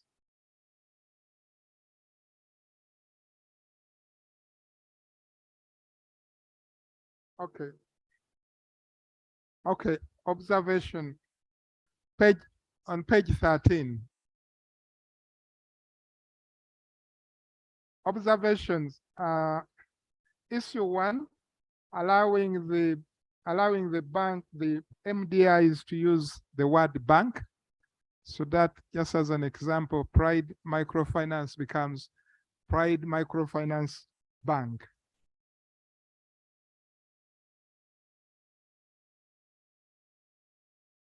And this is,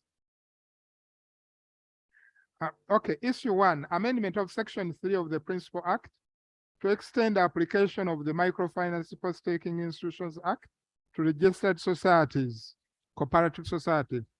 The committee observed that while the movers of the bill sought to bring the registered societies, which have been defined as cooperative societies, under this act. They were cognizant of the fact that the registered societies and MDIs were fundamentally different right from their structures, operations, goals, and general regulatory framework. The committee agreed with the Minister of Finance, the Central Bank, and so the committee agreed with the Minister of Finance, we agreed with the Central Bank, we agreed with the UKUSKU that the principles, structures, and mode of operation of SACCOs were fundamentally different from those of MDI. The committee further observed that in fact it was erroneous for the registered societies to be brought under this act, given the cited differences, fundamental differences. While the committee was cognizant of the need to have rigorous supervision and oversight, especially for the large SACCOs, they observed that bringing them under MDI Act was not an ideal situation. The committee proposes that particular attention should be paid to SACCOs, especially the large ones, given the risk they may face or they may pose. The committee advised that either a more rigorous regulatory regime be set out for the SACCOs or have the oversight role shifted to the Central Bank, but under a different law, not in the MDI Act, not in the MDI bill. The committee noted that there is need for further, I'll leave that out, because it has been overtaken by events. Please read it. The committee noted that there is need for further benchmarking, especially with Kenya, to appreciate how SACCOs have been handled to cover all the possible loopholes noted with their governance and supervision. Honorable members, laws are not static. They can be reviewed. So you'll benchmark later, but not soliciting money from accounting officers. Okay, recommendation. The committee recommends that Clause 2, amending Section 3 of the Principal Act, is amended by deleting registered societies. 2, that the committee carries out, okay, again, that has been overtaken by event, but issue number 2,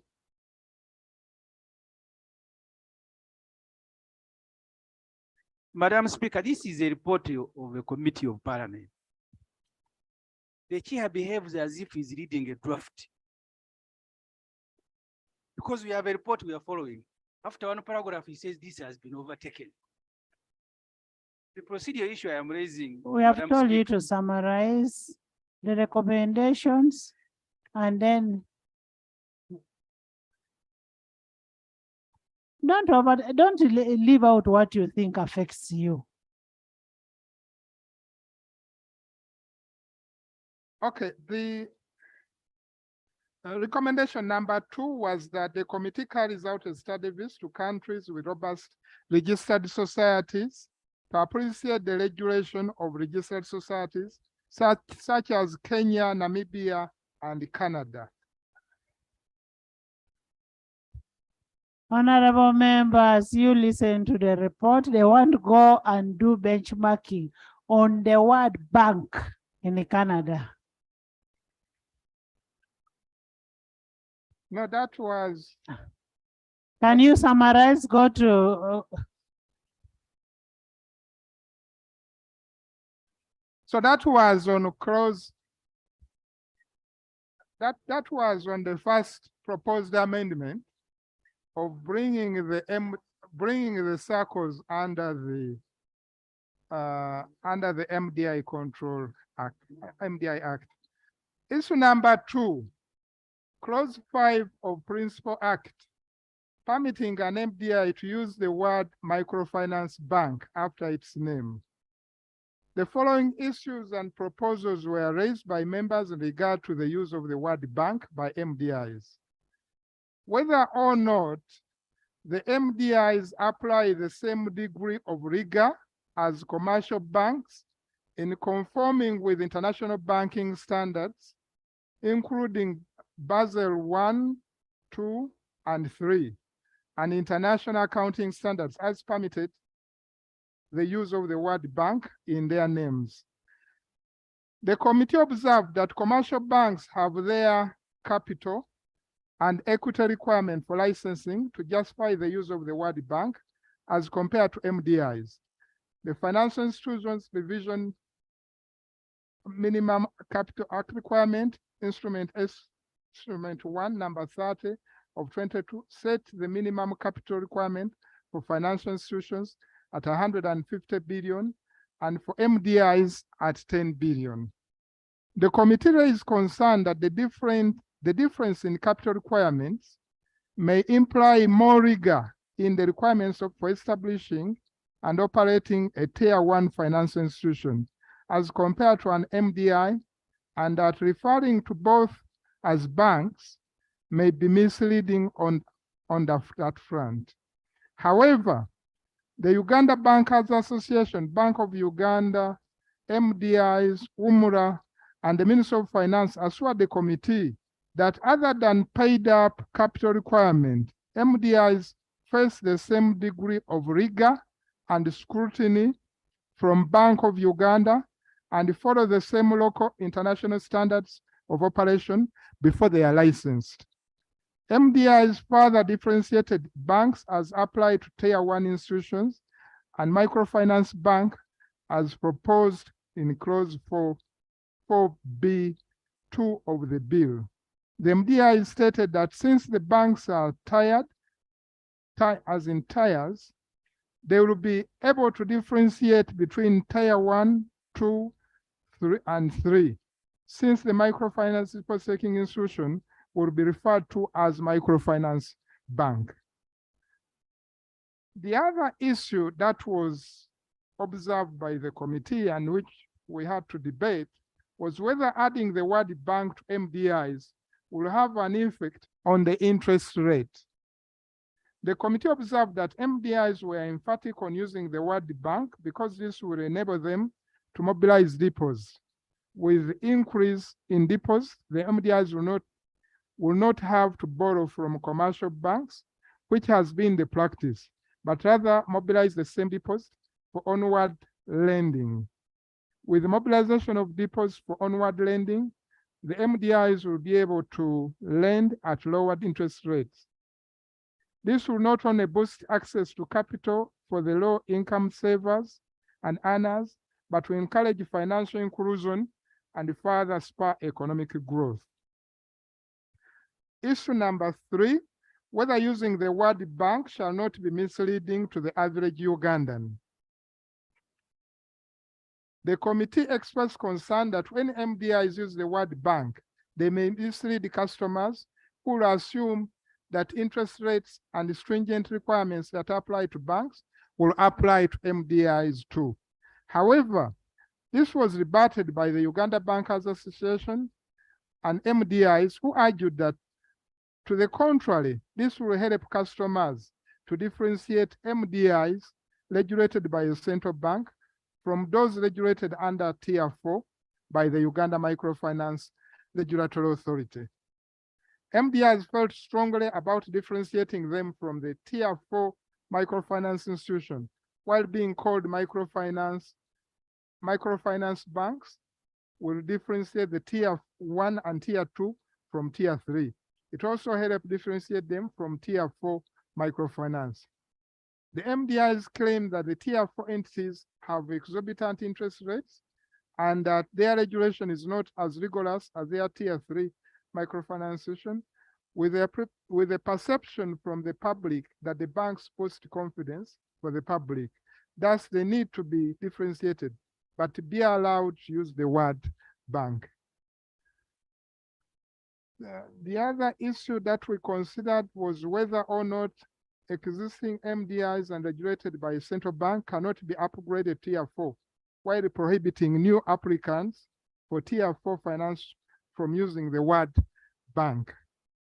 There was a proposal by the committee to upgrade existing MDIs to tier 1 institutions, as opposed to permitting all MDIs to use the word microfinance bank in their name. However, the Minister of Finance and Bank of Uganda pointed out that this would be more complex and it will require them to raise their paid up capital or reduce the paid up capital of all tier 1 institutions.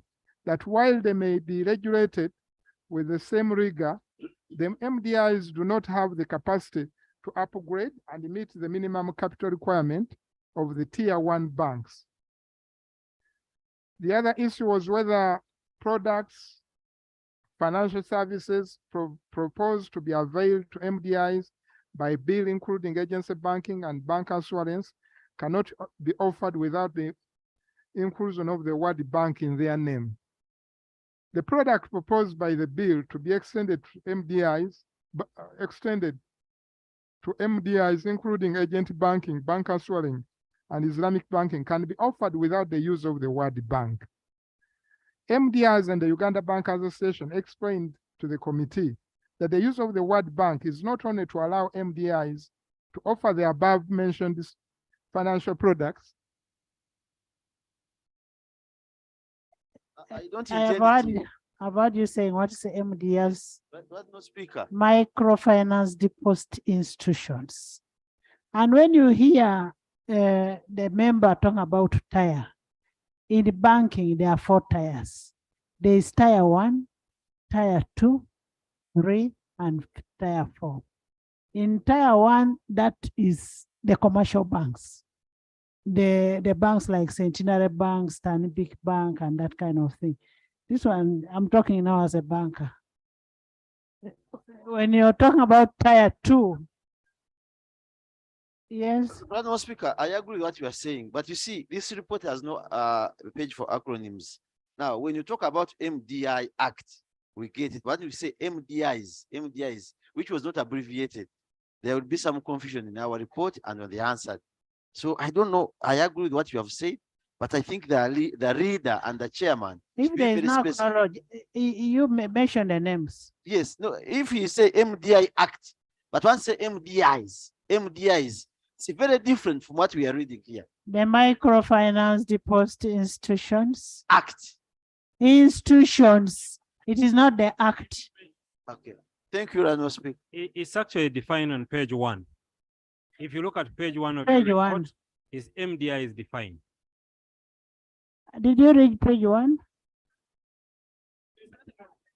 Madam Speaker, I started from page 3.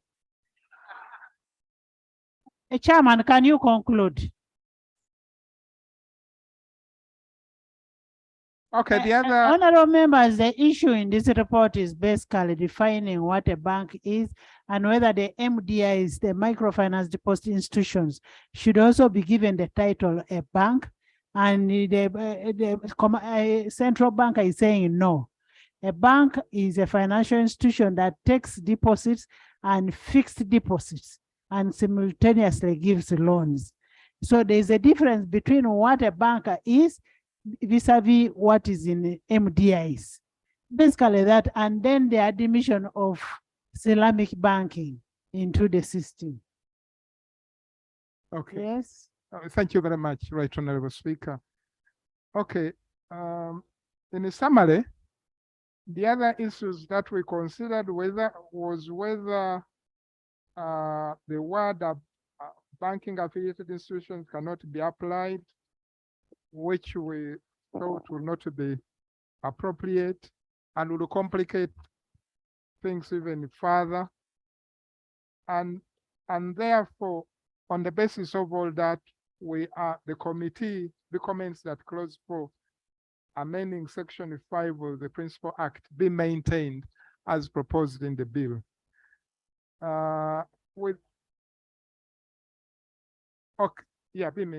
Be maintained.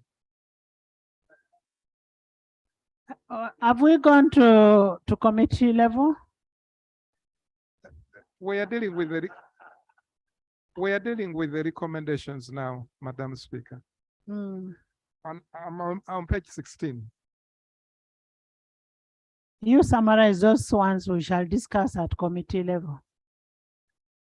Okay, the other one is amending the Principal Act to authorize MDI, Microfinance Deposit That Institution. is still committee stage. Yes, madam. Yes. To undertake agency banking. The committee recommends that the Principal Act be amended to authorize the Microfinance Deposit-taking institution to undertake agent banking. And we note that we will enable them reach much deeper in the community and even bring more in the financial inclusion, which is a problem at the moment. Issue number 4 is about amending the Principal Act to authorize MDIs to undertake bank assurance. The committee recommends that the Principal Act be amended to authorize the microfinance deposit-taking institutions. Yes, Honorable Sarah. Thank you, Right Honorable Speaker.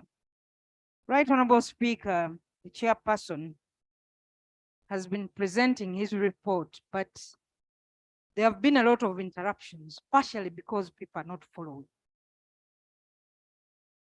So, Right Honorable Speaker, since the report has been uploaded and we have the bill,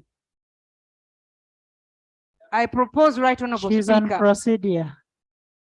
No. Would it not be procedure right, Right Honorable Speaker, that since the report has been uploaded, we move straight to the bill and move clause by clause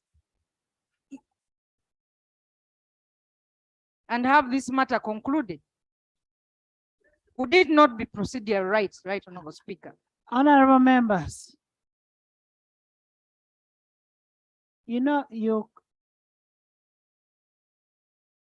what was your order? What were you ordering on? You see, my colleague has made a very grave mistake to say that many of the members are not following, and she's now saying that those who are not following should go to committee stage. That's what I was asking, Madam Speaker.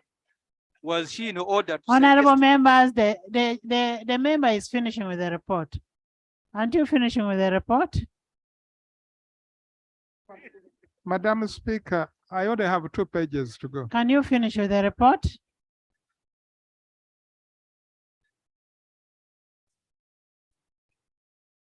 Okay, so we are agreeing with the Minister of Finance that microfinance deposit-taking institutions should be allowed to provide bank assurance. Issue number 5, amendment of the Principal Act to authorize MDIs to undertake Islamic banking. Now, we noted in the committee that this is a growing phenomenon. In Kenya, it is grown from about 1.6 to over 2 billion as a portfolio of Islamic banking. And it's most of the assets in Kenya on this portfolio are over 10%, which is a growing phenomenon.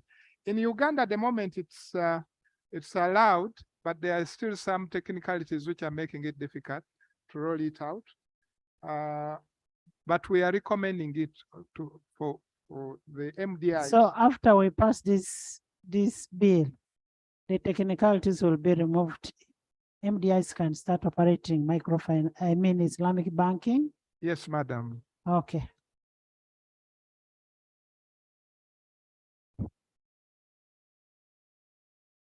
In conclusion? In conclusion, the committee recommends that you approve the bill with amendments. Thank you, honorable members. You've heard. We can open a debate to. Are you debating on the report or you have a procedure? Debate on the report. Don't raise on procedure. Thank you. Gilbert. Thank you. Right Honorable Speaker, I would like to appreciate the chair and looking at the recommendations of the report. Mostly all the recommendations are gearing towards discussing what is in the bill. Right Honorable Speaker, I would like to propose that it would be good to go straight to the committee state so that we discuss more exhaustively. Because if you look at the recommendations, either is accepting that the bill be that, you know, they according to the committee recommendations, they are either saying it should be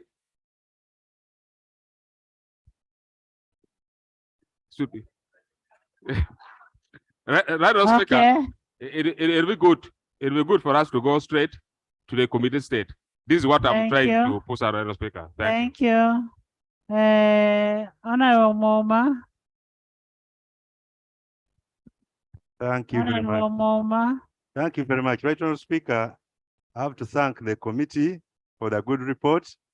Right, Honorable Speaker, I want to agree with the position of Ukusuk, whereby they are saying we should not merge cooperatives, SACCOs, and MDIs. This is the way to go, because our Minister of Finance has not done much to develop the SACCOs, but they will do much to stifle the operations. So it's better we manage them under a separate law. That is the first recommendation. I want to agree with the position of the committee and the Okusuk members. Secondly, about Islamic banking, right, Honorable Speaker, we did pass a law on how to run Islamic banking in this country. But because of some technicalities, it has not been felt in the countryside. By us allowing MDIs that are established nationwide, I think it will help us have a feel to touch this facility under Islamic banking. So I want to agree with that proposition. Thank you. Thank you. Maybe what matters in banking is the outreach. You can have your product, but how far can it go? So having microfinance, having Islamic banking in microfinance deposit institutions is going to help us to solve a financial issue. Yes, yes, procedure. Thank you, Madam Speaker. Madam Speaker, I'm addressing myself to Rule 204, sub Rule 5B. That rule prohibits debate on report of a committee on bills. So I want to know if we will not be breaching the rules of procedure by allowing a debate on this matter before 3 days expire from the time the report is presented and laid on table. I thank you. Next person. It is not an entrenched rule. I therefore suspend it. Jonah?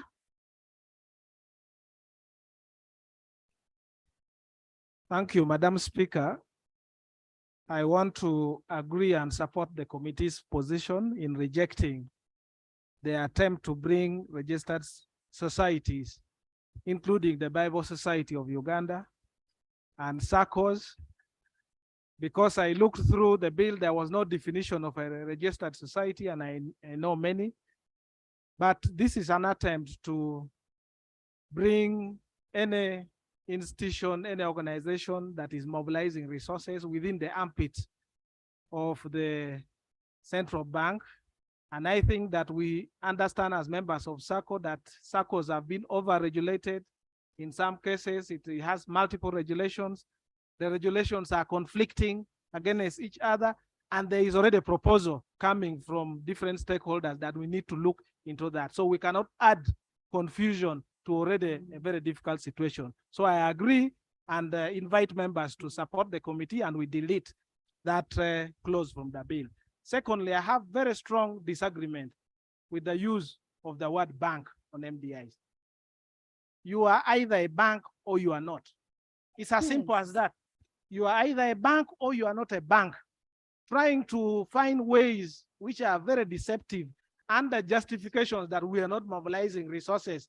The public is doubting us. You are supposed to deal with your business in a way that the public can trust you. So you cannot circumvent by hiding under the word bank, and then you begin to say you should be allowed to use it. So, Madam Speaker, I invite members that we should not accept this. We are going to bring confusion in the banking sector. We are going to cause, we are going to fall under the international standards, and this should not be accepted. In fact, I am surprised, Madam Speaker, that after the committee asked 5 questions, 5 issues, only 1 was answered in the affirmative. All the 4 on the use of the word bank were answered in the negative, but the committee still went to reach a very wrong conclusion. I wonder whether you are actually paying attention to this matter. Thank you. Thank you. Thank you, Leader of Opposition.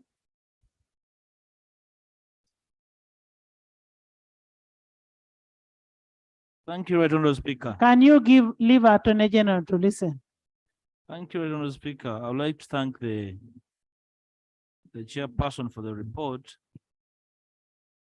I did listen attentively, but I in particular was interested in the enlisted objects of the bill.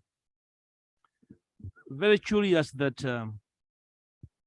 the bill had eyes and ears, and he has mentioned, because it was basically looking at, is it 4 MDIs that had wanted and sought to adopt the use of bank for the objectives they have enlisted, such as encouraging their customers from being closer because bank is, the acronym bank is attractive.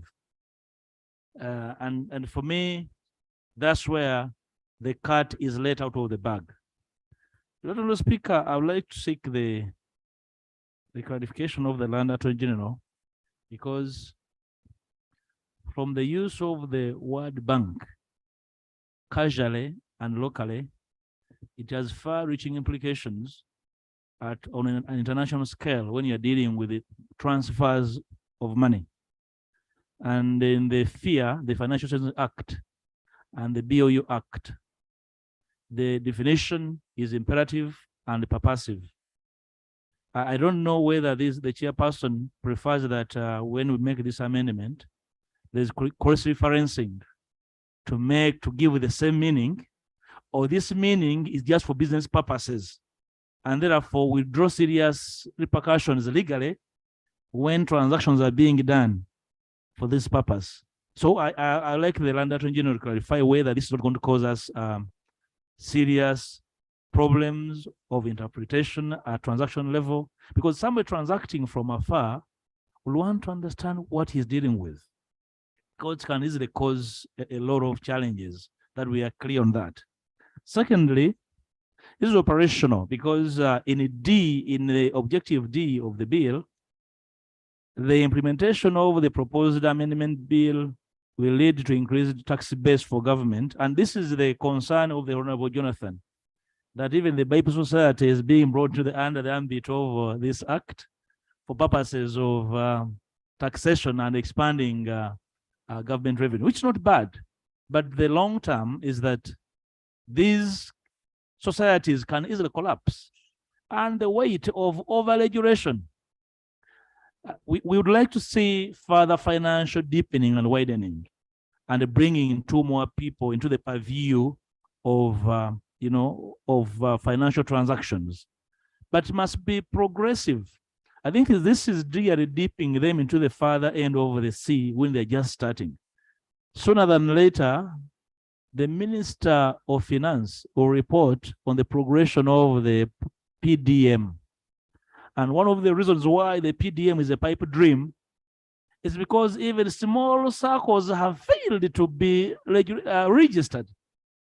And they cannot be, brought into the purview of what the Minister of Finance would love to see to afford them access to public funds. So I would like to seek the comfort of the Land Attorney General and the Minister of Finance, whether we are not hurrying so much, or actually we can cascade what we want to do and give further more time to some of these societies to evolve organically and not drag them into the purview of the taxman. The taxman is very unforgiving. It does not give a damn leaving you closed to say he's doing their job, because the law is allowed them to do that. Are we not hurrying?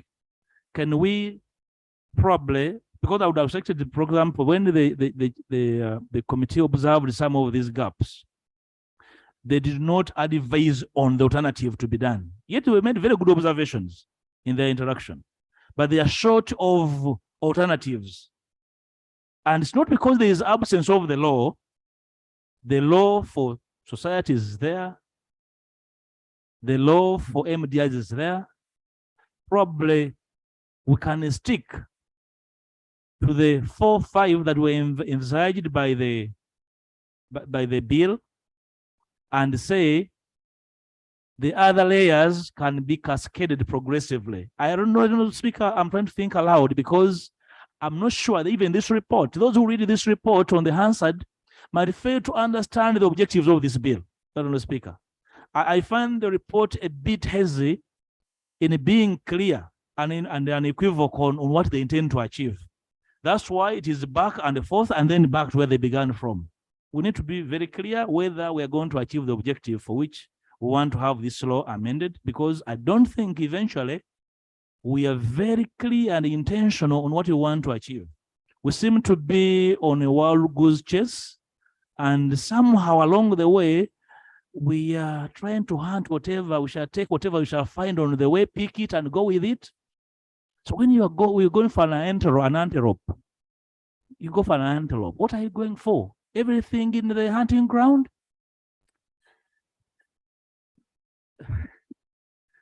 The bill seems to be on a fishing expedition, right, Honourable Speaker, and it scares me a little bit. Thank you.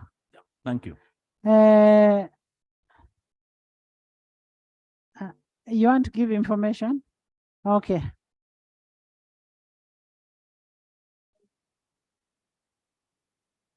Thank you very much, Right Honorable Speaker. I just need to provide some information about the object of the bill. One is basically to provide the products, the banking products to MDIs. The microfinance deposit institutions, Madam Chair, are actually in tier 1, 2, 3, and 4. Tier 1 to 3 is regulated by the central bank, by Bank of Uganda. Yes. Tier 4, which is basically registered societies and SACCOs, are regulated by the Microfinance Regulatory Authority. So what the minister was requesting us to do, number one, is to allow the MDIs, tier 1 to 4, to use the word bank, and they are provided justifications. And as a committee, we said it is okay for tier 1 to 3, but not for tier 4, which is registered societies and SACCOs, to use the word bank. The second one is also to allow them use banking products like Islamic banking, and also use a distribution network like banking, the agency banking, for these MDIs to have access to that. And we as a committee, we agreed, Right Honorable Speaker, that tier 1 to 3 of MDIs can use the Islamic banking products, at the same time using the agency network systems, but not tier 4, which is basically SACCOs and registered societies. This is actually the element of this bill. And the only thing which we requested for benchmarking, Right Honorable Speaker, was in Kenya. Honorable members, this gives you the whole objective of the whole report. It's all gist of the matter is around these 2 items. And they are not sophisticated. The only issue which Honorable Jonathan has raised. The member on the floor is a member of the Committee on Finance that processed this bill and the report. I don't know why he did not put that good information in the report. Or this is a vote of no confidence in his chairman. The procedural issue I am raising, Madam Speaker, Because point of information is given to someone holding the floor. There is actually nobody because the leader of opposition. He was giving information and clarity to the leader of opposition who gladly accepted. Yeah, so we still have the leader of opposition on the floor. Thank you, Madam Speaker. Honorable members, I now put a question, the Microfinance Deposit Taking Institution Amendment Bill 2022 be read for the second time. Those in favor say the contrary, nay. The ayes have it. Honorable members, I want you to appreciate this bill. It's going to help you so much. One, the aspect of bringing the aspect of a bank into Tier 4 is what the committee is saying. Don't bring a word bank into Tier 4. When you look at the definition of what a bank is, it's a financial institution that takes deposits, fixed deposits, and then simultaneously gives loans. But you find that Tier 4 does not give fixed deposits. Okay? And Tier 3. And then you look at an aspect of the capital that is also contributed, the regulating body. Who does the regulation? Okay? And then the issue of the interest. And we're also saying that we have a very good product in the market. And the product that we have is Islamic banking. How do we introduce Islamic banking into the microfinance sector? And we are saying that the Islamic banking should be accommodated in Tier 1, 2, and 3, not Tier 4. Hajat, you're dying. What is happening? Thank you so much, Right Honorable Speaker. I find that justification given for MDI is becoming banks a wrong justification. Their justification is that people run away from them because they're not banks. Yet, actually, people run to them because they are not banks. Because they are called microfinance, the small people with small monies are happy to go there. And people fear banks, actually. So the justification they are giving is a very wrong justification. And for that, I think we should desist. It's like we are debating. Councillors saying we want to be called members of parliament because we sit in parliament, something like a parliament. MDIs do not hold the same capital like banks. Therefore, it is wrong for them to claim to be called banks. They should stay MDIs because that's what they are, and they are limited by their capital. If they want to raise to be called they are limited by capital, by outreach, by several issues, governance. Yes. Thank you. So they should be what they are. Honorable members, yes. Right now, Speaker. My prayer through you, Madam Speaker, you see, the way you are laboring to explain to us this report. Right now, Speaker. Yes, there is an order. Madam Speaker, a while ago you put a vote to go to the committee stage. Pardon? You called for a vote to go on. Yeah, voting has been and has been voted for. We are going out. Is the Honorable Sewong therefore in order to begin disturbing the speaker who was taking us to committee stage? None of them is in order.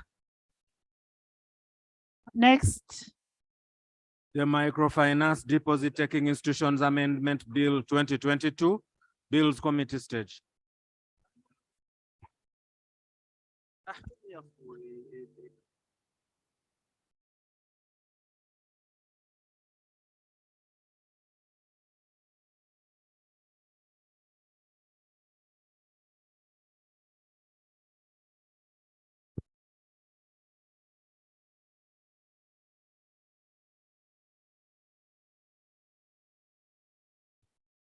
Clause 1.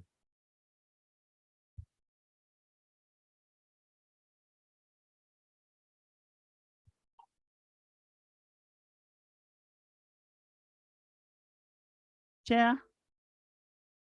Clause 1. Clause 1. Clause 1.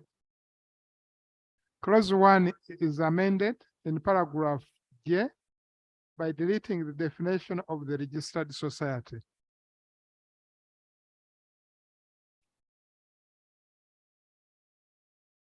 Justification. Is consequential amendment to the deletion of the registered societies from the application of the Microfinance Deposit Taking Institutions Act. Honorable Minister.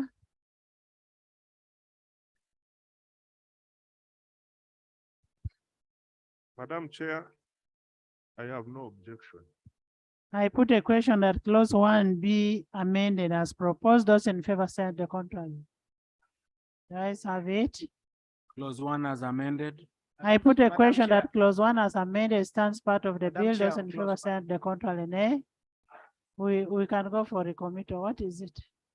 The ayes have it. The clause 1 number of definitions that we may need to come back and revisit in light of the debate we have had. So now that we have Paragraph passed, J. now that Clause 1, paragraph J. no, clause 1 as it is, it entails a number of other definitions, unless I have a different. And when we process the subsequent clauses, we might have to revisit those definitions in light of the.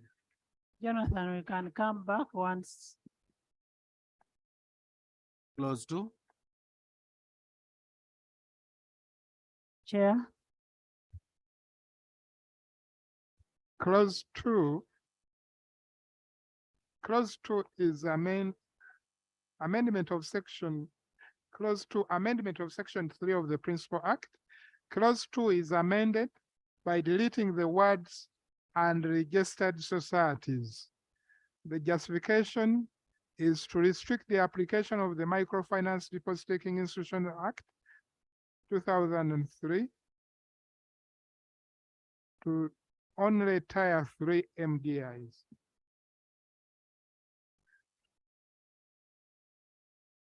Honorable Minister. Madam Chair, we have no objection. We agree with the committee. Jonathan.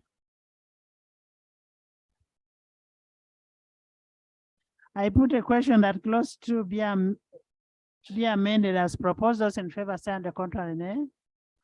The ayes have it. Clause 2 as amended. I put a question that clause 2 as amended stands part of the bill. Those in favor say the contrary, nay. The ayes have it. Clause 3. I put a question that clause 3 stands part of the bill. Those in favor say the contrary, nay. I put a question that clause 3 stands part of the bill. Those in favor say the contrary, nay. The ayes have it. Clause 4. I put a question that clause 4 stands part of the bill.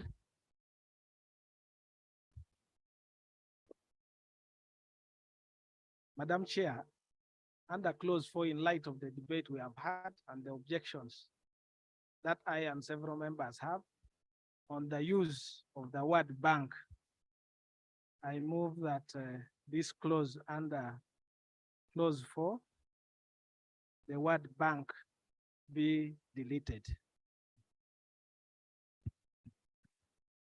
AG. Thank you very much, Madam Chair. I tend to agree with the honorable member. The effect of calling this a bank will be to move it from the MDI Act to the Financial Institutions Act. That will mean that they need to meet all the obligations under the Financial Institutions Act, which I do not think is what we are looking to achieve here. So I beg to agree that the word bank be removed from this.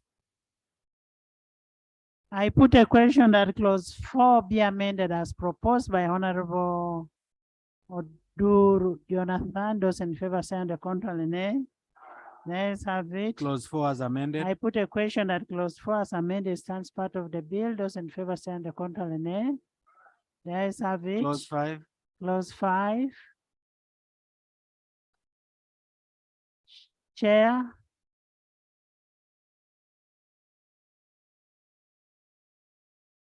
Honorable Jonathan, clause 5. You're okay with it? Clause 5, I put a question that clause 5 stands part of the bill. Those in favor say the contrary, nay. The ayes have it. Clause 6. Clause 6. Clause 6. Yes, I need to be helped. I may not have heard you properly, but on voting on clause 4, it's as if I heard you saying that the nays have it. So I need to be helped, Madam Speaker. actually, Honorable Semuju has overstayed. You first go for lunch.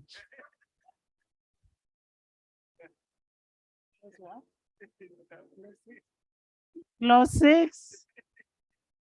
I put a question that clause 6 stands part of the bill. Those in favor say and the contrary, nay. The ayes have it. Clause 7. Clause 7. I put a question that clause 7 stands part of the bill. Those in favor say and the contrary, nay. The ayes have it. Clause 8. 8.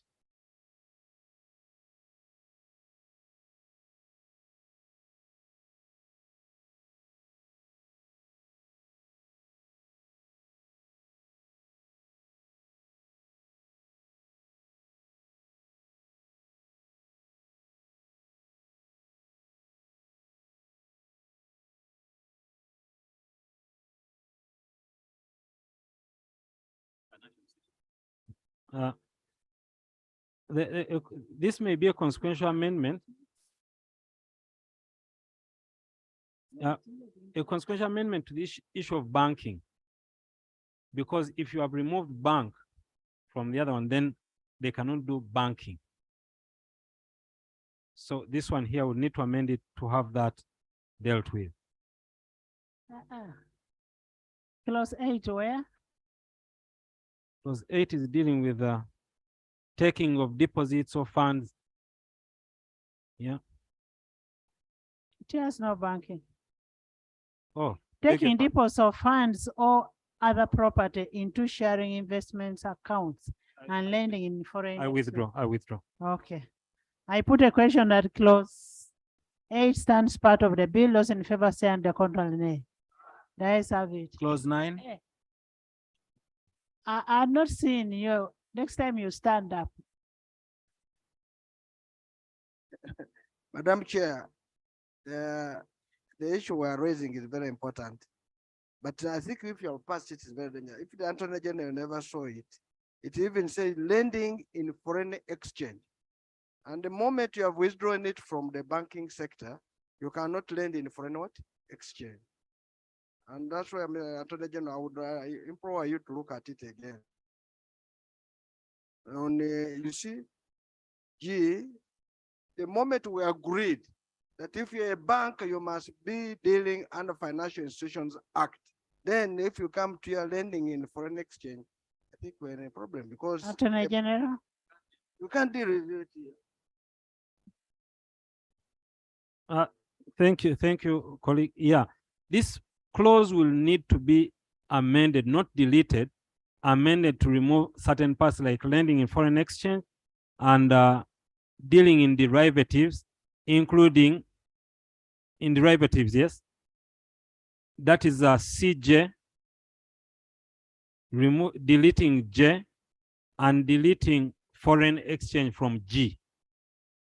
Just those two and the rest can remain. So we are recommitting? I beg that we recommit, Right Honorable Speaker. So can you come up with a proper text? I'm proposing that clause 8B. No, you'll bring it when we are going for recommittal. Clause 9. Clause 9.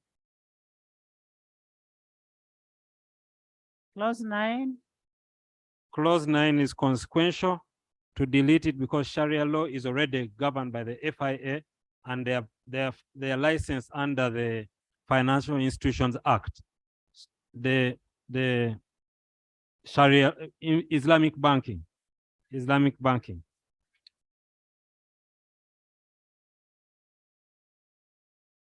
So I'm moving that we delete clause 9. We delete clause 9.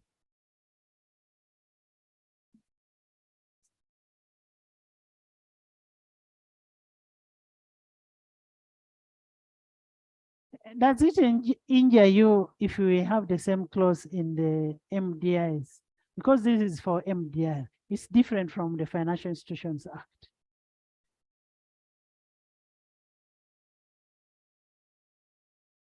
They don't contradict. We are now talking about tier 4. The other one is tier 1 to 3. Then we could just amend by adding an institution carrying on microfinance business at tier 1, 2, and 3. So we remove here.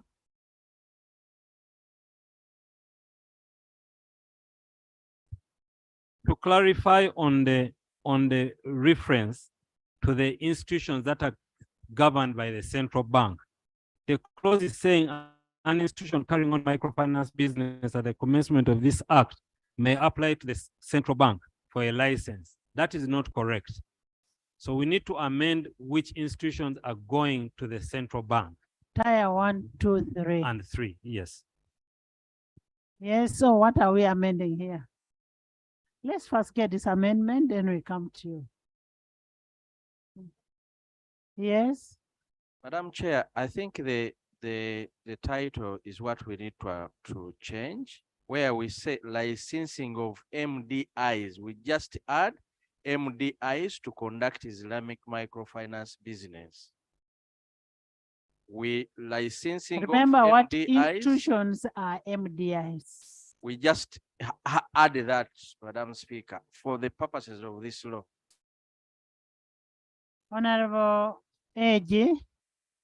Madam Chair, closely related. This title, Part 3A, the title is Islamic banking, which connotes what we had objected to. I'm saying on page 15, under clause 9, part 3A, the title is worded as Islamic banking, which in effect would mean that we are dealing with the banking aspect of that law. Maybe now the Attorney General can remove the word banking. I don't know whether it can be Islamic. There's a difference between banking and bank. Those are two different words. Banking is a process, the practice. The bank is an institution. So those are two different bodies. Yes? Yes, Silo? Right, Honorable Chair. Number one, I do believe that it's very, very important for us to observe that this bill has an interpretation clause. And whatever we define under the interpretation is actually what we mean. So if we choose to use certain words the way we use them because we are aware they are well defined. 2, under the objects of this bill, I want to believe the spirit is very clear. We would love to get it from the chair of the committee. What are you saying about this? Because if you delete 9, automatically it will have an effect on the objects of this bill. What do you have to say about this? Because in my opinion, you are the one who knows it better. What was the spirit of this? Madam Chair. Madam Chair. Honorable members, maybe we stand over this, then we come back, let them reconcile. Yes. Madam Chair, thank you so much. I am from this bill. Madam Chair, I want to just give a background to this law first. The micro deposit institutions bill or act then when it was coming in place, it was supposed to address those institutions which were not qualifying to be under the Financial Institutions Act. Yes. And now when you see them as this one now importing what is in the Financial Institutions Act, then we're making a mistake. And the reason I'm raising this is that the moment we agreed that this is not a bank, then the law should be far different from the one of the Financial Institutions Act. If they are the objects, some of these items which are in the Financial Institutions Act are here, then we're making an error to pass them here, yet they are in another law. Madam Speaker, my proposal, which I would want the government take in good faith, that this law as it is now cannot address what you want. What can be addressed is to look at the Financial Institutions Act. And then we import objects from here, which can assist those lower tiers which want to operate as commercial banks. But if we do it this way, this law will not be even implemented, and it will be very dangerous. In fact, it can bring confusion in the banking sector. So, Madam Speaker, you recall the story we went through, how banks collapsed, how we came up with that law of the Financial Institutions Act 2003. We don't want to repeat it here. Many people might go under here and make people lose their money because they are acting almost seemingly like banks. So I want to ask government, if you don't mind, stay over this law, go back, ask the speaker, and we reorganize. We can give you free advice how to make it through financial institution to assist what you want to do. Thank you. Honorable Attorney General, are we legislating the right law?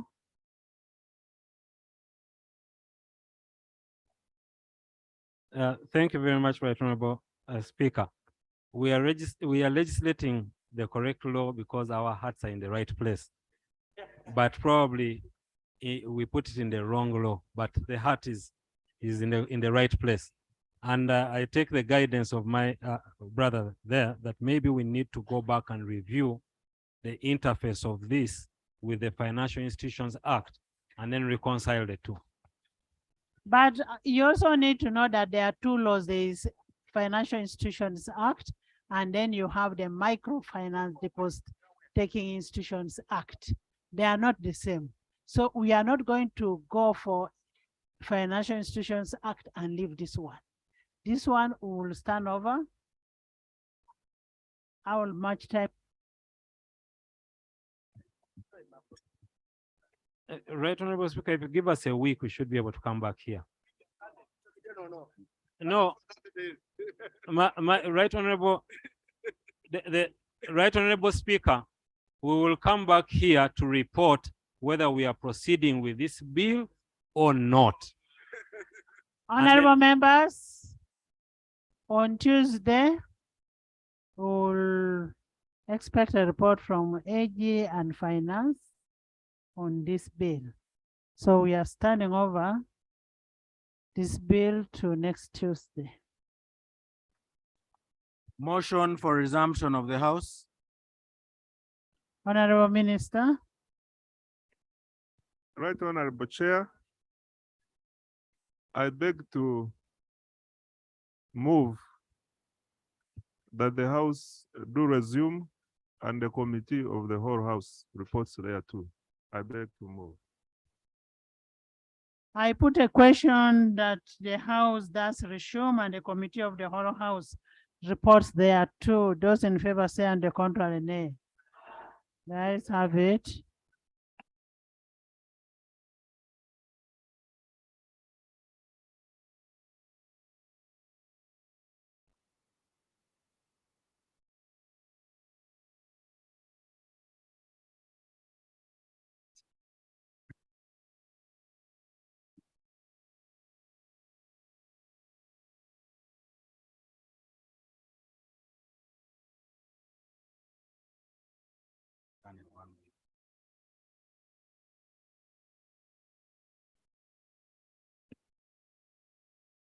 Report of the Committee of the Whole House.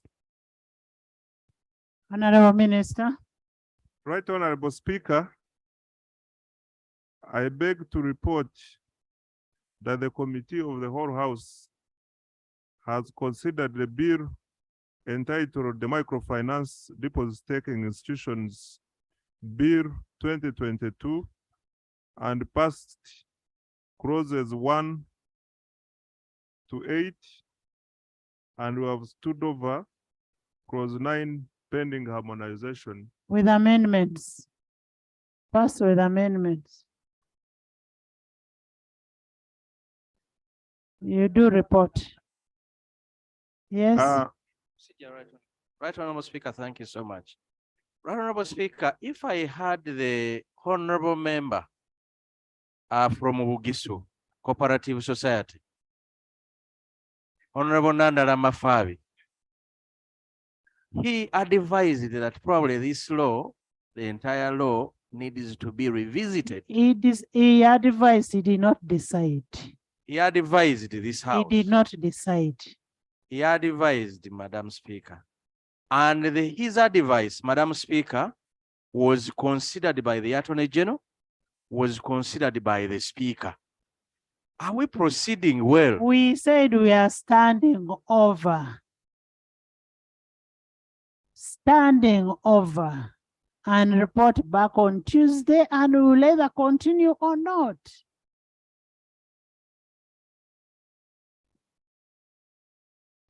Thank you, Madam Speaker, for the wise ruling. Maybe my friend Honorable Sabe should also know that I'm just reporting what happened, about what happened. Madam Speaker, I beg to report that the Committee of the Whole House has considered the bill entitled the Microfinance Deposit-Taking Institutions Bill 2022 and passed clauses 1 to 8 with amendments. Motion for adoption of the report of the Committee of the Whole House. Honorable Minister. Right, Honorable Speaker, I beg to move that the report from the Committee of the Whole House be adopted. I put a question that the House adopts the report of the Committee of the Whole House. Those in favor say aye, and the contrary nay. The ayes have it.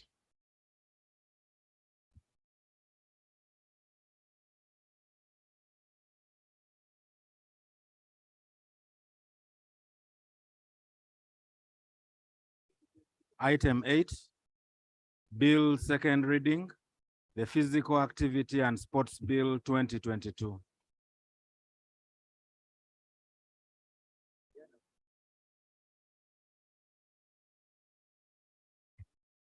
Honorable Thank you Minister. very much. Thank you very much, Madam Speaker.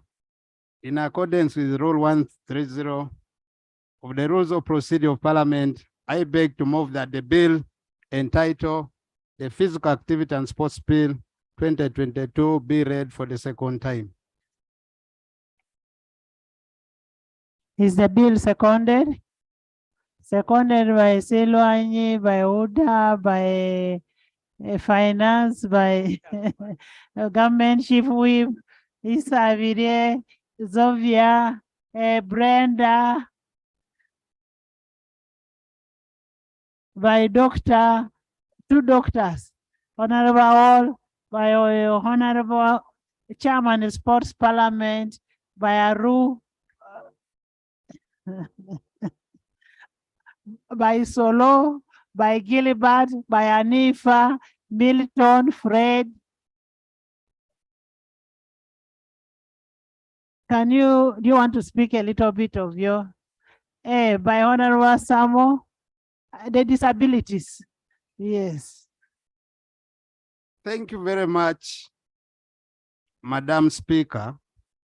On Tuesday, 6th of December 2022, a bill entitled the Physical Activity and Sports Bill 2022 was, in accordance with the Rule 128 of the Rules of Procedure of the Parliament, read for the first time and was referred to the Committee of Education and Sports for scrutiny.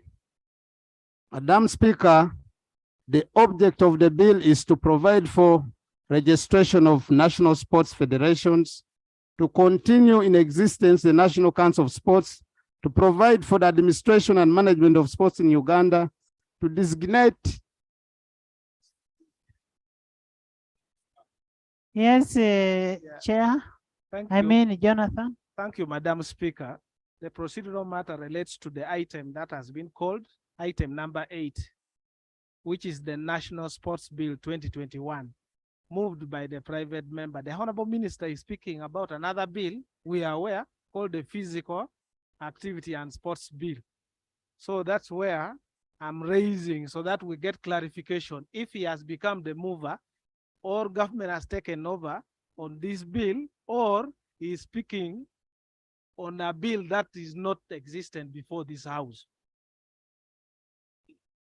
Honorable Jonathan, we had two bills in the house.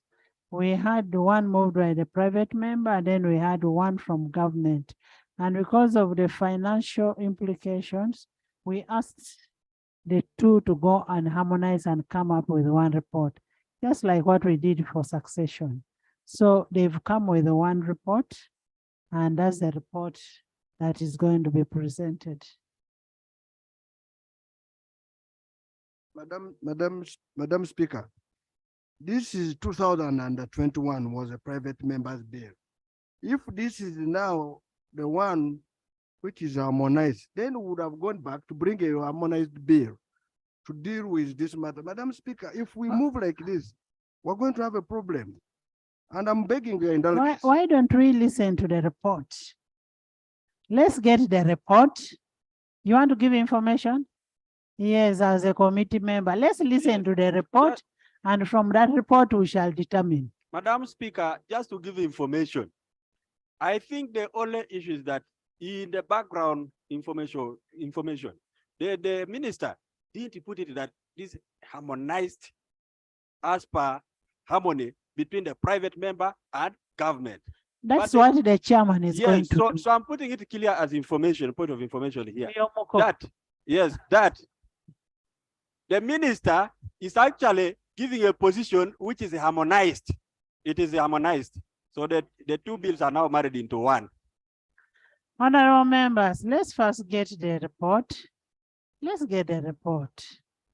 You're a member of the committee. Yes, Madam You're a member of the Speaker, committee. Madam Speaker, we wrote to your office. When? To your office. We have copies to your office about this bill. What happened? When did you write? Today, Madam Speaker. But today when the report is in the house. Madam Speaker, as members of the committee, we are disagreeing with this report. What happened? Being presented.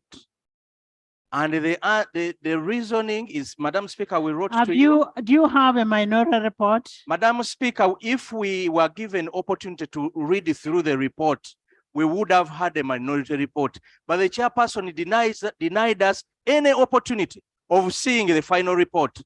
So, Madam Speaker, that's why we wrote to you. We were in the same committee here. We're in the committee here. This house told us to harmonize this. We request that we review. He denied us the opportunity. And that's why we wrote to your office, Madam Speaker.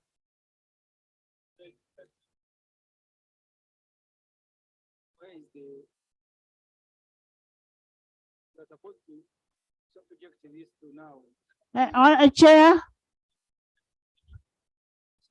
Madam Speaker and honorable colleague, thank you very much. Can I be protected from? Yes. Yeah, thank you very much, Madam Speaker. Rose, first give him time. Yeah. I'll give you Brenda to Yes, speak. Madam Speaker, it's true that the three members of the committee, that's Honorable Oshabe, Nsamba Patrick, Honorable Seung Joseph, Honorable Nabukenya Brenda. This afternoon, I got a communication from the three members saying that they were not given the opportunity to pass through the final report. And that one I'm emphasizing, Madam Speaker, the final report. We went to Chigo for a retreat for 6 days. From 5th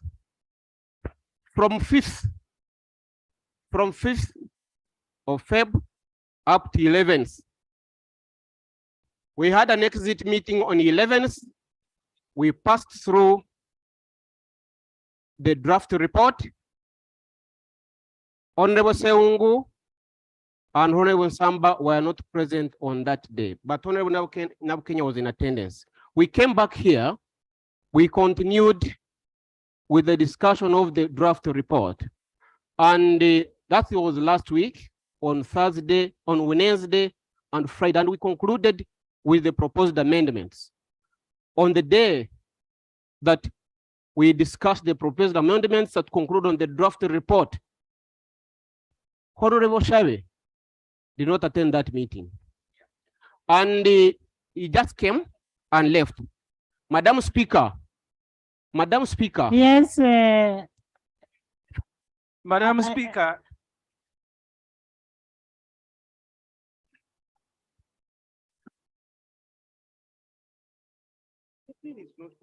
Madam Honorable Speaker, members. in the past, Honorable members, where we have areas of contention, we shall agree to disagree.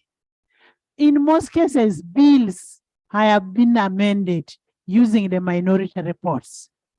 Let's go to committee level, have those amendments. What is important in a bill is a committee, the clauses. Now, if you cannot allow a bill, you're bringing technicalities and you want to suffocate the processing of the bill. That is not correct. Are we going to continue behaving like this in this house? Mama Semuju, you talk. Madam Speaker, I beg for your indulgence. You have, and I respect you for that. In the past, harmonized disagreements by allowing parties that disagree to meet. Sometimes they have met under your guidance. It will be an ugly scene for the chair to be accused, the member. I want to plead with you, Madam Speaker, that you allow a meeting for the members of the committee to harmonize, such that we don't, because once in our rules, a matter of authenticity is raised about a report, that report automatically goes for investigation. That is what the rules say. Honorable We don't want, so Honorable Semuju, this report, for me, I look at the authenticity in terms of how many people have signed. This report has been signed by 27 members of parliament. Now, if what we can do, let's receive the report and will not proceed. Let's have it, sleep over it, and then we'll continue tomorrow. Let's first get the report. Yes, you're going to have the whole day wasted. Thank you, Right Honorable Speaker. First of all, I have never considered this bill to be controversial.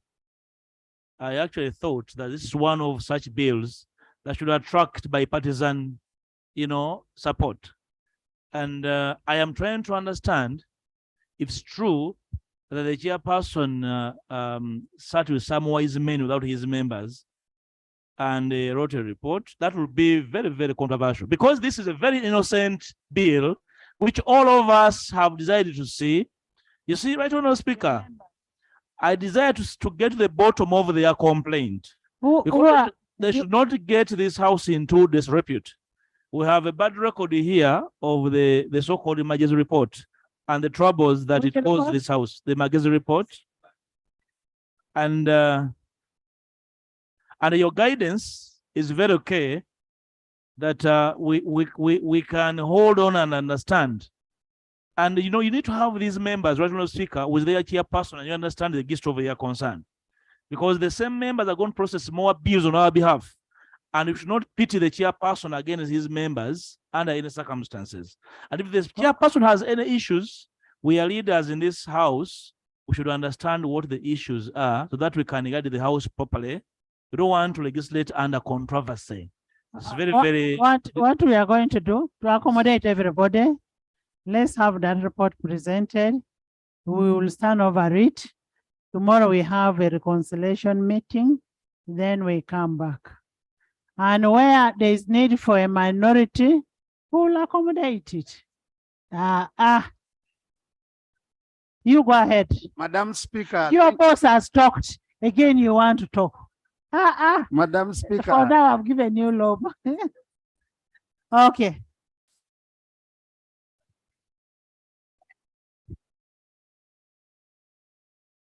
Right Honorable Speaker, I don't know members. But I have ruled, let the report be presented.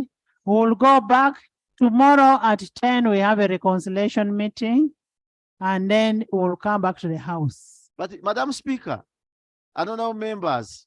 Actually, if the chair can give evidence here and attest to it, he knows that I had a lot of disagreements with the Honorable Samba during our interaction and looking at the bill. Now, what will you talk tomorrow? You're taking a lot Madam of Speaker, time. you see, once the report is read, without looking at the controversies in the report, Let the then report minority be report read. cannot be generated later on.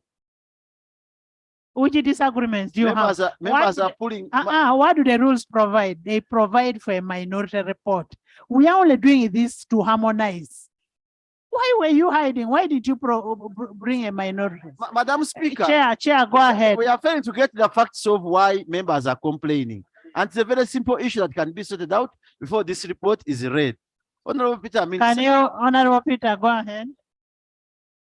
Thank you. Thank you very much. Madam Speaker, thank you so much. Madam Speaker.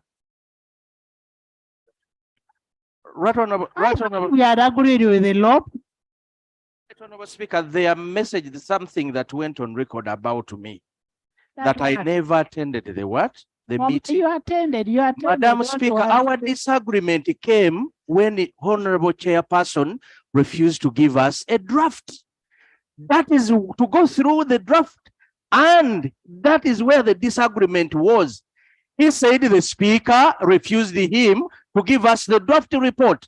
Now, for us to come here, we want to hear whether the Speaker can deny the Chairperson to give his members, her members, a report. That's what you told me. That's what you told us, that the Speaker denied you the opportunity, refused to give us the report. Thank you. Thank you. 6 days. Thank you, Madam Speaker. Honorable members.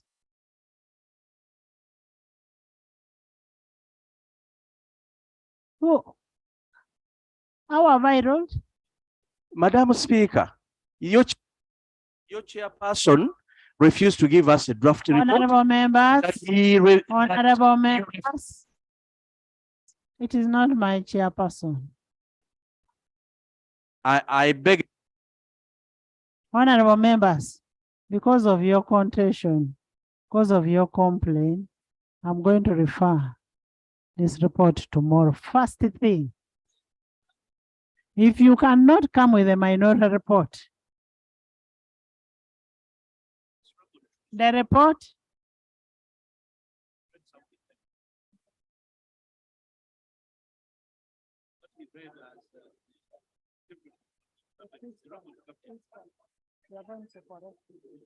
Honorable members, Seungu, go and do that at home there. Honorable members will have the report. It is uploaded. The report is uploaded. If you want a copy, print it from there. If you want to write a minority, please do it. We'll have this report tomorrow at 2. At 2. Whoever has not signed the report and thinks that his signature has been forged can also write a complaint. Okay? If you have a complaint that your signature was forged, please go ahead and write. And that's where we can take an administrative action on the chair. But for now, the rules provide for a minority report. Brenda, you can go and write the minority report. I wish you. Yes, Jonathan. Madam Speaker, thank you for that wise guidance. And I think that is the best way forward. But the positions that we hold in this parliament are very serious. If the allegations made by members against the chairperson is not addressed. We'll take an action on the chair. Yes, thank you. No, That's why I'm saying if there are members whose signatures were forged, I want those members. How many members of education are here? There is a, Aogon, did you sign? Afande, did you sign? Agnes, did you sign? Did you sign? All of you. You signed, Basil? James, did you sign? Itungo, did you sign? Did you sign? Honorable members, I want a complaint. You have not signed, I've seen it. So because you did not sign, bring a minority. Tell us why you didn't sign on paper. Honorable members? Yes, Aogon. Right Honorable Speaker, I wanted to set the record clear. Let the House not go back home while thinking the committee didn't do a good job. This committee did a very wonderful piece of work. Yes, and if you look at the size of the report, it is very huge. We disagree in society, but yes, the picture painted must remain proper. My chair did his part, we did our part, dissent is allowed. But I think the speaker, through her wisdom, has done a great thing. Let's give opportunity, the last opportunity again. If at all there is anybody who has a dissenting opinion again, that is okay. I thank you, Right Honorable Speaker. Honorable members, we've made a decision, we have made a ruling, we sleep over the bill, and we'll handle it tomorrow at 2. We therefore adjourn.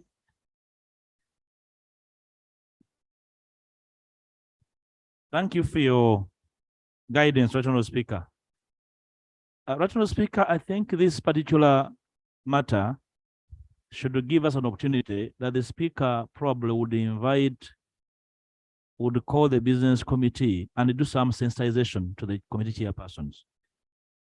Namely, that this is a bipartisan parliament, and that in some cases, they need to understand that even when matters are dicey, the opposite side has a right to information. See how much time we have lost here over a matter that could have been resolved with the committee chairperson sitting with his members and agree on the breadth of their disagreement.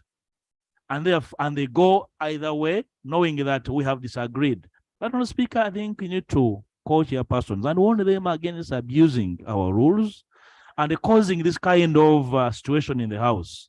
That the next time we are here, the Speaker is told clear that we have a minority report, and the Speaker will know how much time they need for business over the House. Honorable Speaker, because right now it is causing us this unnecessary scene. Attorney General. Thank you.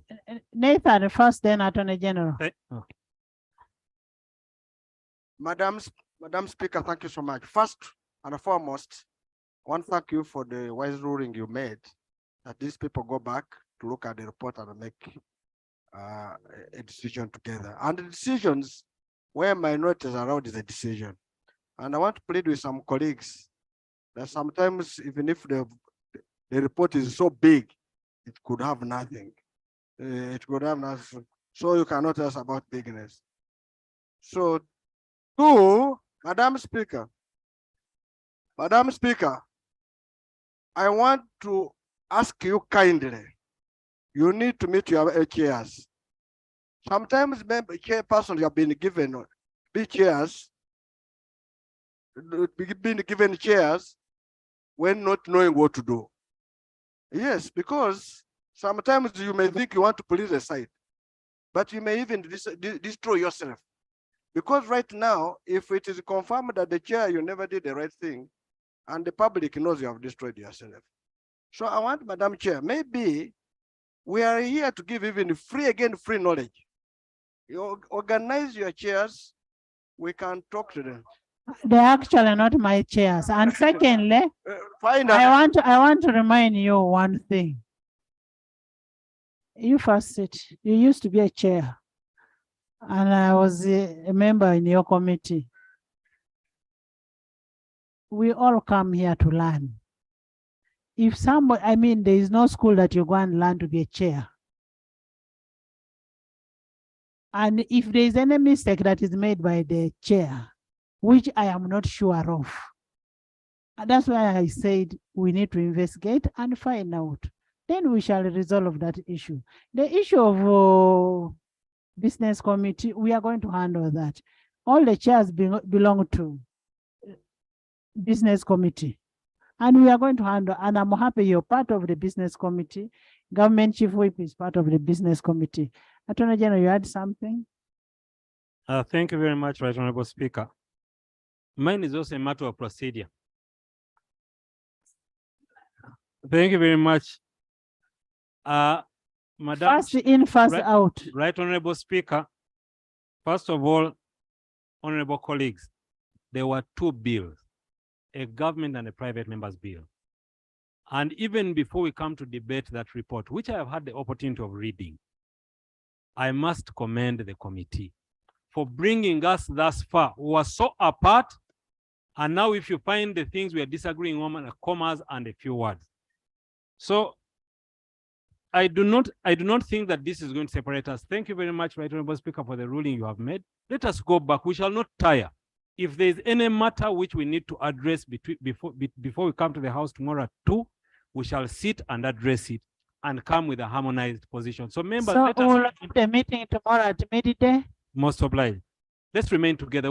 Is it in We adjourn the House to 2 tomorrow.